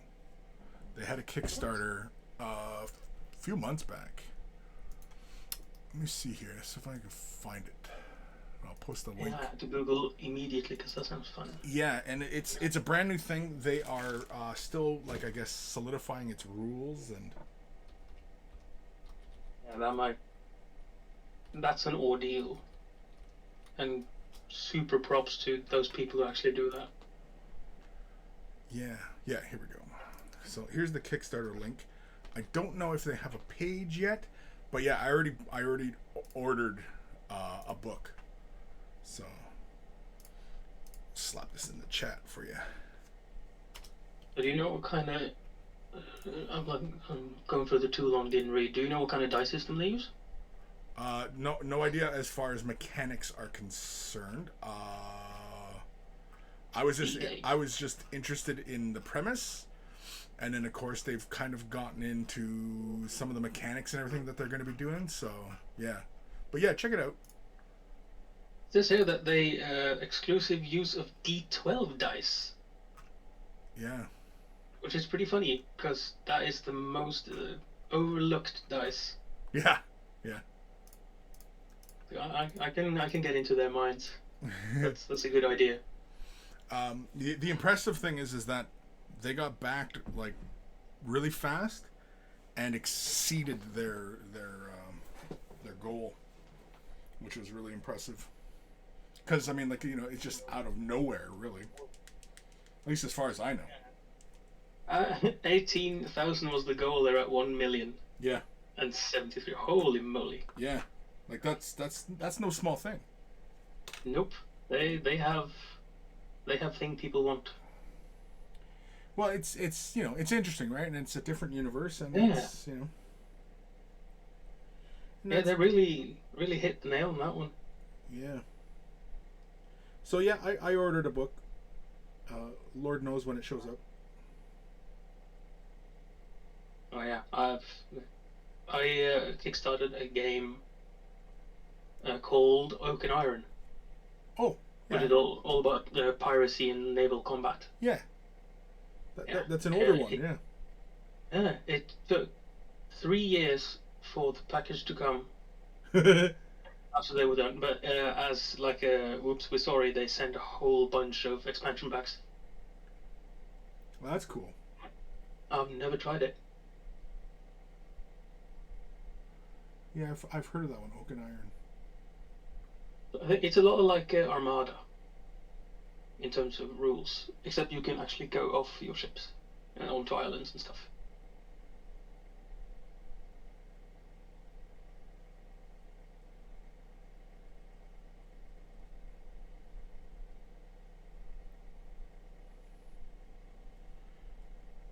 Oh, excuse me.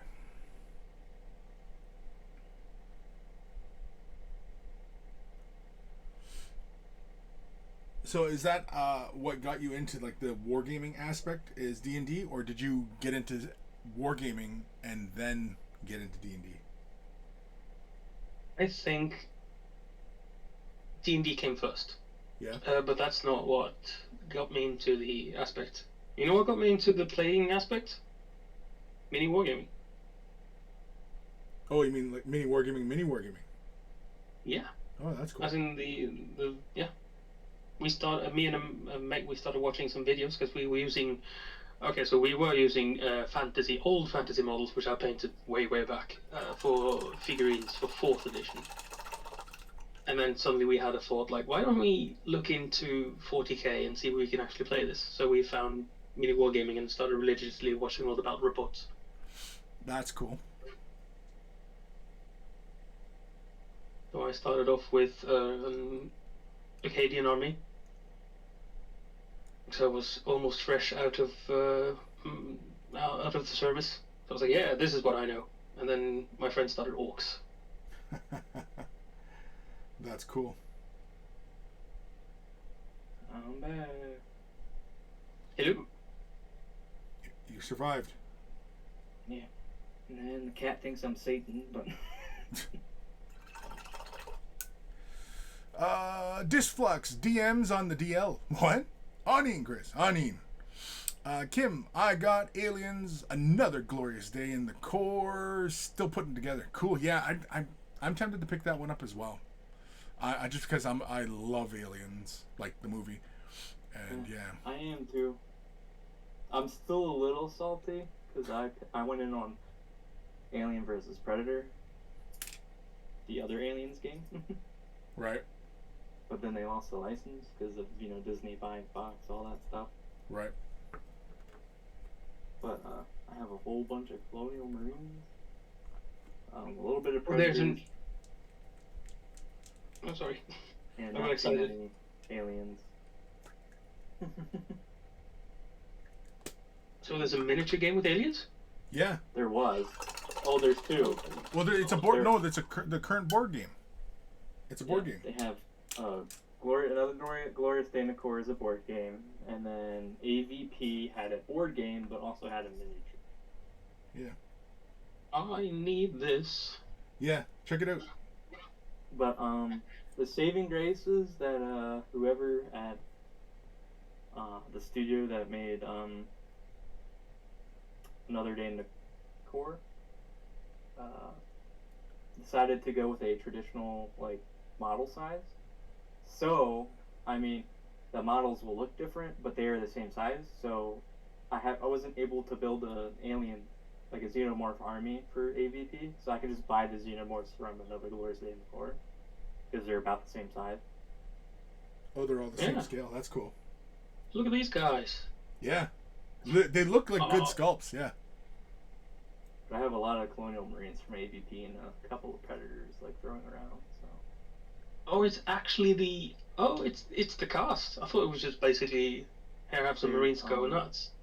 No. okay, so I think the base game is Marines, and I think there's a Marine expansion, but then there is also characters from the movie. Away from her expansion. Gorilla Miniature Gaming. I'm pretty sure he's got a few videos on how it plays out, and he does showcase little scenarios and stuff.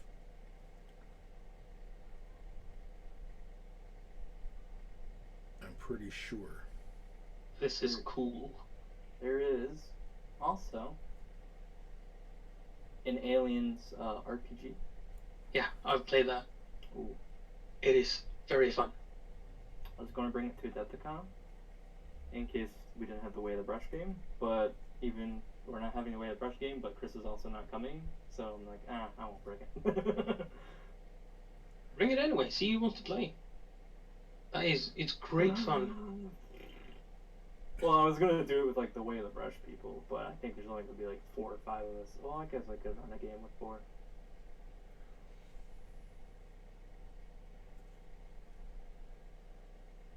I'll talk to the other people I know and going. Outland got it in stock in Norway. Yes, I was just checking. Says Kim. It's like here down south we have something called Game Zone, which is basically Outland, slightly cheaper but way worse customer service. That tends to be how it goes with companies. You pay less, great deals, but the customer service. What?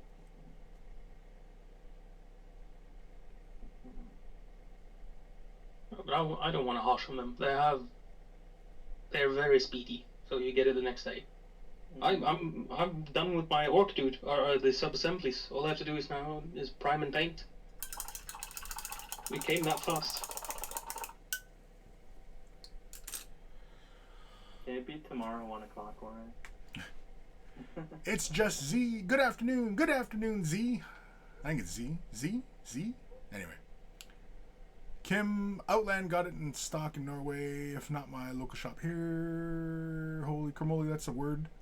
Has it on the shelf. Okay, how do you say that? Barfing? That word. Tromsø. I'm sorry, I interrupted you. What? Tromsø. That first word that's 5 letters or 6 letters long? Yeah, that's the place. Tromsø. That's the city in Norway. And what's that word after it? Bruktbokhandel. Okay. Yeah. Yeah, okay. That's good enough for me. How do you translate that? It's like a. It's like a Michaels. Kim, you're not laughing at me, are you? Like a department store. Yeah. Well, no, Ox. They have more like literature. I mean, yeah, you could say used Oh, like a- bookstore, but it's not really a bookstore, is it? They have more stuff, like stationery and sometimes paint, sometimes games, mostly games, like board games. Okay, so it's like a. I see. Looking up pictures. Okay, Interesting. I'm looking at pictures. Okay. You get it now? So at least in the U.S., and I'm looking at pictures off their Facebook. At least in the U.S., this would be like an overstock or like a thrift store. Yeah, yeah. Well, yes. You know, Oh, it's they- just they games. might- Oh yeah, because it's like it's used books. Yeah, I should have caught up on that. I worked in one, just- but that was like an yeah, antique yeah, used antique bookstore. bookstop. And Lego. Wow. Yeah, I was looking at the pictures. It's a lot of Lego. That's the thing. Half my family lives there, so I should actually have been there. Half your Is family Lego lives there, but from you there? shouldn't have been there? Oh no, Lego is from Denmark. Never mind. Oh yeah, I've been there. I've been inside there. Duh.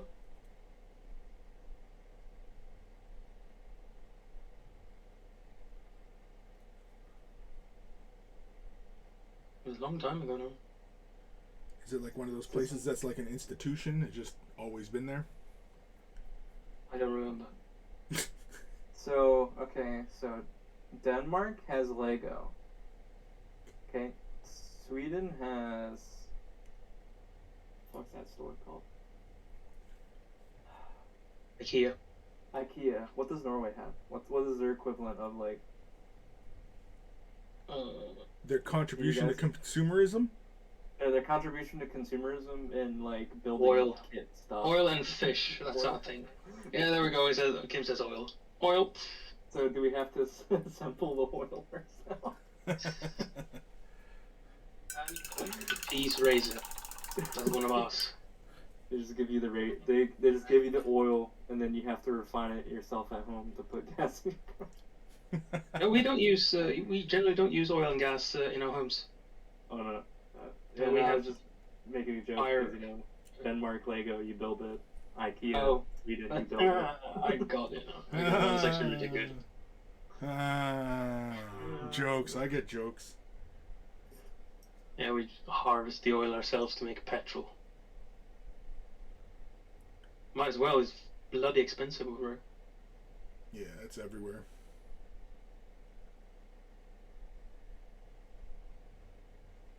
Weirdly enough, the gas prices where I live haven't gone up too much, but I think that's because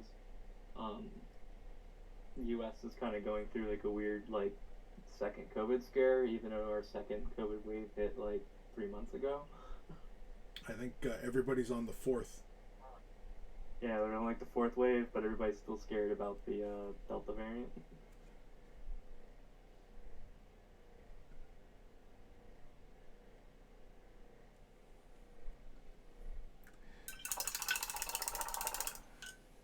Because I'm going to the Ren Fair next weekend. And For they renting? still have the Renaissance Fair. Hello, Ren Fair. So, they still have a lot of tickets for sale. Because they already reduced the amount of tickets you could get because of COVID. But they still have a lot of tickets. That's typically a big thing this time of year, too. The Renaissance Fair. I don't know. I want to. Okay, different question. And Yeah. and Barfing Sheep, I think I can hear myself coming through your speakers, but it sounds like the Imperial probe droids from Empire Strikes Back. Oh, I'll sort that out. Yeah, that's what it sounds like. Beep, beep, beep, beep, beep, beep, beep, beep, Yeah. beep, beep, beep. Well, I'm going to destroy your shield generator now. Anyway, I was gonna say about this guy I'm working on. He's got like this, looks like a pillow that the structure is sitting on, and I initially painted it like the cloth that dangles over him, but I don't know. I'm not quite feeling that color. I don't know if I should change that. So, I mean, there is a seam there, so you could do the pillow-looky thing in a different color, maybe? Or would that... Oh, you mean like do this bottom portion like the cloth, and then this top portion like another cloth? Yeah, like it's sewn together with some scrap. Yeah. Yeah, I mean, like, I don't know. Well, that's just me thinking you don't have to paint over the work you've already done. Yeah. Like saving some time. I'm not too worried about the time for the most part, but... If you painted another color, I'm thinking, in my mind, I'm thinking beige, and I don't know why. Yeah, that's kind of what I was thinking, but then he's going to be fairly bright, right? Because, I mean, like, again, we've kind of worked out how I want to go about, you know, the Beastie, right? You know what I would do is... What would you do, I don't know Blue? if you varnish your minis. I but, do. Okay, if you varnish this before you paint the orc, maybe mask that off. Or, well, you can paint on top of varnish, whatever. I would wait till you paint the orc rider, in case... Because you might paint that beige, right? But then when you get to the orc rider, you might paint his clothes beige, and then you might stick him on there, and then you might just blend it. Yeah. Yeah. So I would maybe paint, when you get to the orc guy... Yeah, because I don't have him, a fucking clue as to how I'm going to paint the how orc. you feel about that afterwards. Yeah. Yeah, because I'm not sure how I'm going to paint the orc. Given that this guy is going to be this big albino gator pig thing. Mm-hmm. I mean, you could paint him pale green because he'd be coming out of presumably the same swamp. Like a very, very pale, sickly green. All the way up to Ogren camo? No, like... Black collar? That's like sickly. I don't know if, Chris got the new orc skin tone that they came out with when the Kruleboyz came out. Oh, That's no. so very... Yeah. That is a very, like, pale, like, green base coat, and I don't know what colors you would work up after that. Yeah. But if What's it the called? memory serves me correct, that's a fairly pale green. And I want you to It's called Orruk Flesh. Yeah. That's Warhammer Community. That's not what I want. Painting and modeling. Paint. Color. Green. Where are you? You have 55 different green colors. God. Fuck. Shit. Where the hell is that? It's it is really kind of hilarious how, like, we've not shifted very far from Rakarth Flesh as the base, and yet, like, I don't know if you guys are watching the screen, but, like, I have the head attached, and the head is so much brighter than the flesh itself. So I don't know, maybe start with Orruk Flesh, because Orruk Flesh, I don't know, I don't see any other colors that, like, go up from that, so you might have to start mixing. Yeah. I don't know if you want to mix or not. I like mixing. There you go, you can, I don't know, Orruk Flesh and maybe mix Rakarth might be too dark. Maybe Wraithbone or something. Yeah.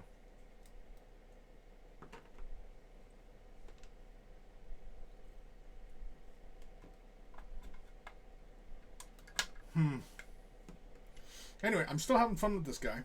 I'm now that I've got most of this body base coated somewhat. I'm definitely feeling it, and I'm liking it. What would these quill things be, though?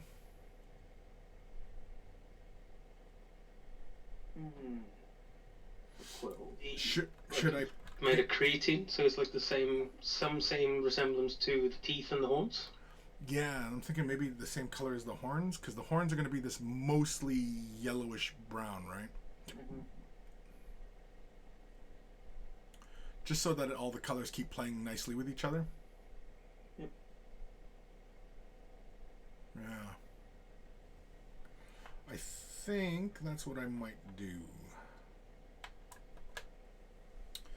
Yeah, I can kind of see it. Because when you were talking earlier, Boop, about them looking more like quills, I was thinking, yeah, do quills. And I could just do like little black ends on each of them. And make it look like a proper porcupine quill, right? Yeah. Because I was thinking, like, at first I thought it was hair, but then I went on, Games Workshop and I looked at it, and the artist that painted the studio model interpreted it as, quills, because there's no hair on the rest of the monster. Right, yeah. Yeah, that's true. There's no hair.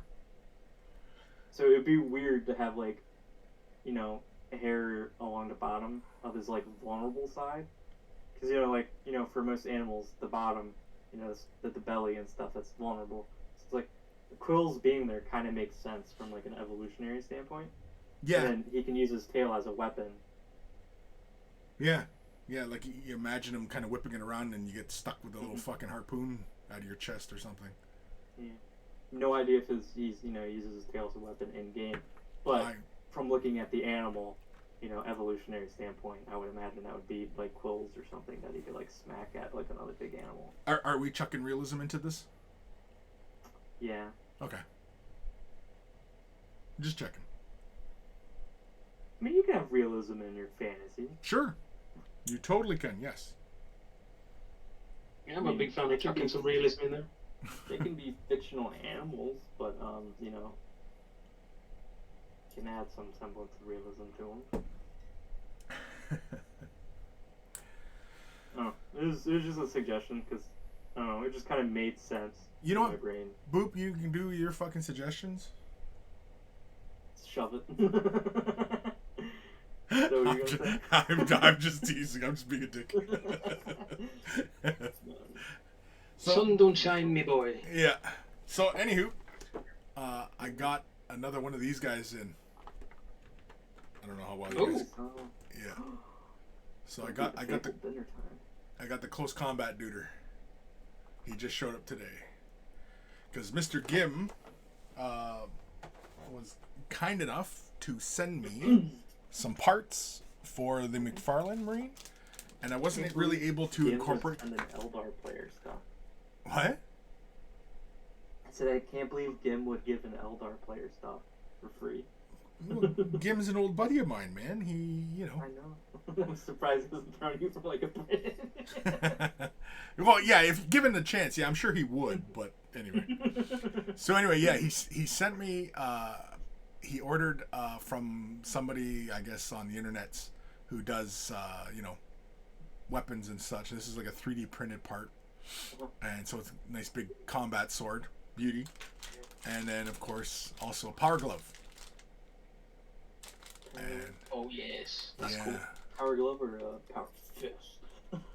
Well, I don't know. Is it glove sized or? Is it fist sized or glove sized? Is that what you're saying? Yeah. Is there a difference? According to You need to see an 8 or a 12. According to GW, a fist is bigger than a power glove. A fist is bigger than a glove. Okay. Oh, yeah, because the Cadians can have power gloves and they're like human hand size, but power fists are not what you want up. You dare you. Okay, hold on. Are these going up derriers? Because like I'd believe it if this thing was shaped like this, right? Then I'd buy it that this is they're. I mean, you guys probably can't see quite yet what I'm doing right now, but. No, yeah, the stream has to catch up. Anyway, yeah. You know, I see it. I see it clear as day. You know what I mean? Like they don't model the fist like this, because this They is. should. Yeah, maybe they should, right? Because this would be. Emperor's children. Yeah, exactly, right? They're all running around with their power fists like this. Yeah, that would be intimidating, because Yeah, my stream who is knows really what they're gonna behind. do. I probably should have been searching for one that's gonna be waiting to see what Chris was doing. Oh, now I see. Okay. Just Now saying. I'm gonna refresh so I catch up. Yeah, I'm just saying. So anywho, yeah, so a fist and a sword. Awesome stuff. Yeah. I'm gonna try and incorporate this fist onto the close combat duder. It should fit. I don't recall if I tried it on the other Marine when I had it apart. But yeah, so this guy, yeah, he'll get taken apart. I like that he's got a thing on his arm though. He's got like a shield bit on his forearm over there, and I like this other shield bit on this side of him as well. So he's different. I like that. I'm not sure about the chain sword. Oop, Jesus! Almost. I just painted this model and I already just fucked it up. Anyway. So, are you going to paint this figure, or is he just got him to get him? No, I'm going to paint him. But the thing is, I'm not sure if I'm going to paint him something else, or if I'm going to paint him like my custom chapter, or what. I kind of would like to paint him like my custom chapter.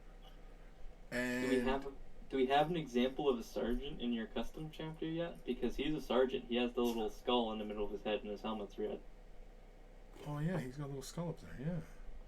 Yeah. Yeah, that is per the Codex Astartes. Yeah. A sergeant. Yeah. So you can come up with more bits to put on him now because he's more important than the other guy. Yeah. I don't know if I'll stream it all. He might pop in streams once in a while, but I don't think I'll stream the whole thing. I'll probably take my time with this one, so this probably won't get done right away. But I actually have 2 flayed ones showing up now. So. Not one. Yeah, the McFarlane flayed ones. Now there are 2 of them. This is getting out of hand. Yeah, and and I also have my Bandais that I still want to get finished. Or even started. I just remembered. Next month is November. I should be getting my white scar from Bandai. Oh, you ordered the white scar? Yeah? Yeah, because I don't have any other ones. And so, him being the same as the Ultramarine and the Salamander, irrelevant to me. Yeah. Right, because if you don't have the Ultramarine, then, yeah, you don't give a shit, right? Because I think, because they've done Ultramarine, Salamander, White Scar, and Imperial Fist. And I think the Imperial Fist was the only one that was different. Because he had the little grenade, underslung grenade launcher. The Salamander was different as well, but I didn't care did he for have, like, stylizing in his bolter, maybe? Yeah, I didn't, it had, like, Gothic arches on the bolter, and I was like, I don't know what the hell that's about. I didn't care for it. Alright. Well, I didn't care for it. Sisters of Battle things. The White Scar being the same as the Ultramarine did not bother me, because I didn't have the Ultramarine to begin with. Right. Yeah, I wasn't particularly fond of the figure. It wasn't different enough. Yeah, because right, so Salamander's pretty much the Ultramarine with the arches in his bolter. Yeah. The Imperial Fist was the only one that was really different because he had the drum magazine for his auto bolter and the underslung grenade launcher. Yeah, and he also has the strap because with my Bandai Marine, I made a strap for him. Yeah, the sling for his gun. Yeah. Yeah. And I guess that's what the Salamander had one too. Did it? I didn't think it did. Yeah, he did. Did he? Okay. You didn't see it because it was just kind of like dangling there, and it's pretty. The background that they used for the Salamander was darker, and they used dark leather for his leather strap. So Gotcha. you couldn't really see it. Bandai, and then I think the White Scar was quite literally just the Ultramarine. Yeah, I'm pretty sure the White Scar is special. Yeah. I hope after the White Scar, they seriously have a look at giving us just box sets. Like there's no reason they can't just give us the sprues of the figure, because it's not like the figure is very heavy. It's not like there's a ton of plastic on it, Just give me that figure as a kit, Like I'm not sure why they can't do that. Well, it'll probably come. I'm sure it has more to do with. I'm sure Bandai would be happy to just sit there and go, okay, here you go, more money for us. but I think it might have something to do with GW. I don't know. Yeah, I couldn't tell you. I have no idea. I'm not in the industry, so I don't know. It's just like my feeling on the matter. Yeah, Kim. Yeah, exactly. Unpainted kits of Bandai Marines. That's the dream. Yes, that is the dream, because then, like, unfortunately, It would also be cheaper. right. Well, yeah, the McFarlane, they'd be only a little bit more expensive than the McFarlane Marines brand new. Because like McFarlane Marines are what, $20 US, and a Bandai kit Like for that. Star Wars Yeah, is like 30. 20 something kits, or 20 something 30, dollars. yeah. Yeah, they're not that expensive, Mm-mm. and I would happily buy a bunch, Yeah. even just to paint them up in different colors and what have yous, and just, you know, have fun. And I don't know, I find it easier, you know, just dealing with them, because I mean, first of all, they're not as heavy. I mean, I wish I had a scale that I could, you know, weigh these things so I can get an actual number as far as how much the McFarlane Space Marine weighs as opposed to the Bandai Marine. I'm sure it's a very large disparity between the two. But yeah. Oh, yeah.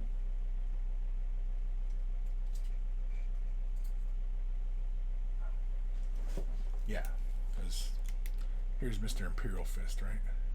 Oh, you guys can't really see Oh, that. you got the Imperial Fist? Yeah, I've got the Intercessor and the Imperial Fist. And so yeah, I have the Rock's head on my Imperial Fist right now. Yeah, Nice. but yeah, I have the gun. The gun is really cool. That's the only reason really why I wanted this Marine, because I mean, I figured I was going to be repainting these up as soon as I got them right away, right? And I still haven't. Yeah, but I like the Bandai kits more than McFarlane ones, as far as like the clean paint job or what color. I don't know if it's colored plastic or paint job. I don't know. It is colored plastic. It's like, this is a yellow plastic, because like I can see the light passing right through it, and it's yellow. But I mean, like these. I'm gonna be honest. The paint jobs on the McFarlane stuff, not too great. No, they're rushed. I mean, even these, the paint job's not that great either. Mm-hmm. You know, and even like the way they're cleaned, you can see where the injection marks are, and you can see where they just took their little nippers, cut the sprue, Mm-hmm. painted it, and then assembled it. And you know what I mean? Like, it's not like they went through a lot of trouble for these guys either. Because they can't spend a lot of time, you know, preparing these, because Well, if they did, they would be a couple hundred. yeah, exactly, they would be a lot more, right? But I prefer the Bandai Marines. I think the Bandai Marines are better. Because there are collectible statues out there, and people go, well, why are they so expensive? And it's because, like, somebody literally sat there and painted it. Yeah, exactly, yeah. And then it come out of the machine that color. some guy had to assemble it and sit there and paint every little piece.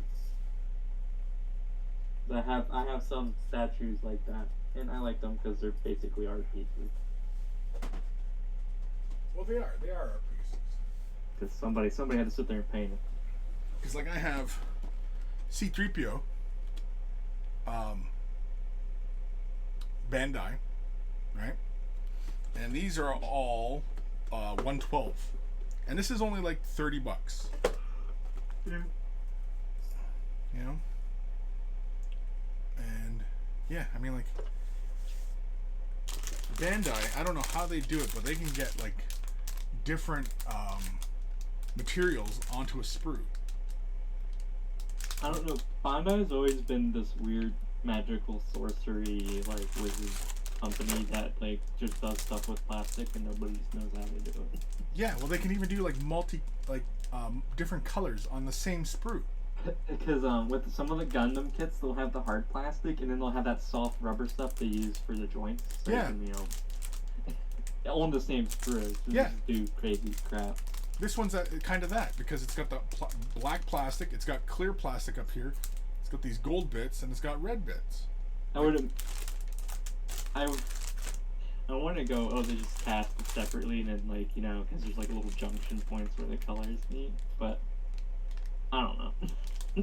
It could all be casted in the same mold for all I know. Gold sorcery. Yeah, say it's magic. It's some sort of sorcery. It's some sort of witchcraft. They should be burned on the stake. Did you say it's a Bondi craft? Horrible, crappy pun. That was crap. He's shaking his head. Why? But I was wondering, Chris, the thing you use to hold the head of the gator pig, is that just an alligator clip on the end of an old brush? No, it was essentially, yes. That's essentially what it is. It is. I picked these up on Amazon, and they're metal. At least I think they're metal. They feel like metal. Oh, yeah, look at that. It's a metal, and then it's got the alligator clip, and then the alligator clip has little rubber ends, so it doesn't mark up what you're grabbing hold of. But yeah, it's an alligator clip, but it's got like little rubberized ends to it, and it's attached to a little metal stick, and then I have a base that has everything. It was all part of a kit, and I picked it up. I'm going to have to what's it called? DIY those? No, you don't have to. You could if you wanted to. But I have the materials. I have one of those weird alligator clip magnifying glass thingies. Yeah. Which I never use. And then you can do it. Yeah, you can totally do it. And I will. I'm going to need that for the SNAS buggy thing. SNAS wagon. Because for once I'm actually doing sub-assemblies. That's good, yeah. I'm trying to see if I can find the link. Of course. While Chris is sitting there looking for whatever link he's looking for, I'm thinking He's thinking again. of a name for this Space Marine chapter that was come up during stream. I said Steam. Stream. Oh, the Sailor I'm Moon thinking- ones. Yeah, I'm thinking Moon Templars. Is that a 40k enough name? Moon Yeah. Templars? Moon Templar, yeah. Lunar Templars or something. Lunar Templars? Yeah, they're from. It actually has a good ring to it. I just posted the link for what that product is, the alligator clips, So, in the Twitch chat. Oh, there's a lot of them. yeah, Lunar Templars. Yeah. Then I'll have to. It only cost $20, and it was a base with a whole bunch of them, and I was like, yeah, screw it, I'll buy it. Charlie agrees you should buy it, even if she can't hear our conversation. Everything. Consumerism. Now I can make these myself. You could, and I Yeah, could as well. But I mean, like, me personally, it's like, okay, I have a particular want. What would it cost me to make it myself, and time, versus just buying it, right? And that's the way usually I try and work out whether or not if I should make one time. or just buy it. Usually it's when I work out the math and how much time it would take me, yeah, I'll just buy the product. It's not really worth my time to make it, try and figure out something and then end up failing and then having to work out another way to do it, and then, you know what I mean? Like, nah, screw it, I'll just buy it and, carry on with my life. Oh, then the other one too. I still have this head. I have a head of Ruby Rose, the actress, that I want to do for my Sister Battle. I still haven't even painted this up yet. Head of who? Ruby Rose. Did you watch the... Oh, Ruby? Yeah, the second John Wick film. Oh, John Wick. Yeah. Yeah, her name's Ruby Rose. I'm pretty sure her name's Ruby Rose. Gotcha. Now you got me doubting myself here. Hold on. Yeah, Ruby Rose. That's her name. Anyway, I have a head. I have a copy of her head in the scale. I took a picture of it, and it looked pretty good on the Sister of Battle. And so, yeah, she's going to be my sister of battle.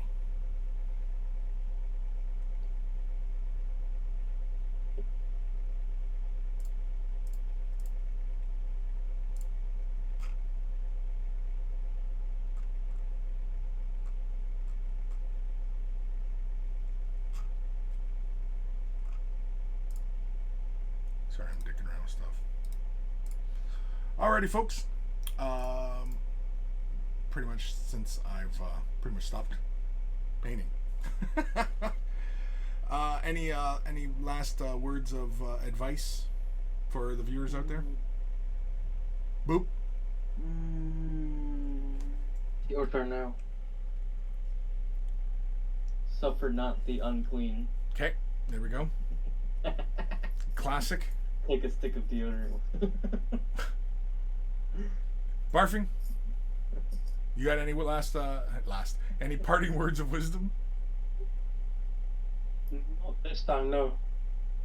Okay, well, Kim says, remember to shave your nuts. Yeah, that's not the first time I've heard that. Like, what happens if you forget to shave your nuts? Is hairy down there? I don't know. I don't know. Gets a little itchy, I guess. Yeah. It's like, Probably. get a little picky. Get like, it's like sitting on a cactus. You'll be that weird guy on the train. Yeah, pretty much, right? Everybody be avoiding you, like, holy fuck, look at this weirdo. Alrighty, folks. We're going to end the stream there. Peace out. And peace out. Yeah, I'm going to move this like, jeez Louise. 7 And, o'clock. You are almost 2 hours there, too. no, 1 hour. Almost an 1 hour. hour, I'm sorry. Yeah. You started at 4, but you were in chat at like 3. Yeah. I'll see you guys. We got some work done. I mean, like, I got most of the base coating done on the Beastie. Yeah. I mean, work was done. No, I'm not saying work wasn't done. I think that's what you were trying to say. You were trying to say work wasn't getting done here. No, I forgot that technically you went live at 4 o'clock, even though you were like all set up and ready to go a good bit beforehand. Yeah. Well, I tried to be prepared, but I still couldn't shake the feeling that I forgot something. And I don't know what it is. I even still feel it right now. I forgot something. Couldn't tell you what it is. Do you have your little song that you're going to play at the end of the video? Oh, no, I don't have those ready yet. Dang. Yeah. Sorry. No. So he leaves. What a dick. He's off. Of course he is. The fucking guy so he leaves. What a dick. Kim did all the Krieg dudes. Oh, cool. Okay, so Kim got some work done. It's just Z. LOL. You're back again, you son of a bitch. I'll be back giggling. He comes back giggling. What a fucking guy. Alrighty. I think we're done. We're not getting much more done here, so we'll just end the stream since Boop is being terribly helpful. Look, it could be worse. Oh, could it? I mean, yeah. I could turn into Matt right now. Just start dropping all sorts of racist shit. Please don't. I'm not. But I was just saying it could get worse. It could get. Yeah, I know. I know it could get worse. Gotta think about that terms of service. Yeah, you guys are gonna get me kicked off the internet. That's what you want, isn't it? That's what you guys want. You guys want to get me kicked off the internet. No more internet for me. You've had too much internet. I've had too much internet. I'm done. All right, I'm getting the hell out of here. I'll see you guys later. Yeah, no, I was supposed to eat dinner like 2 hours ago. It's like just sitting. I'm gonna have to re-cook it because it's been sitting down there getting cold. I'll see you guys. Later. Bye. Later, duder.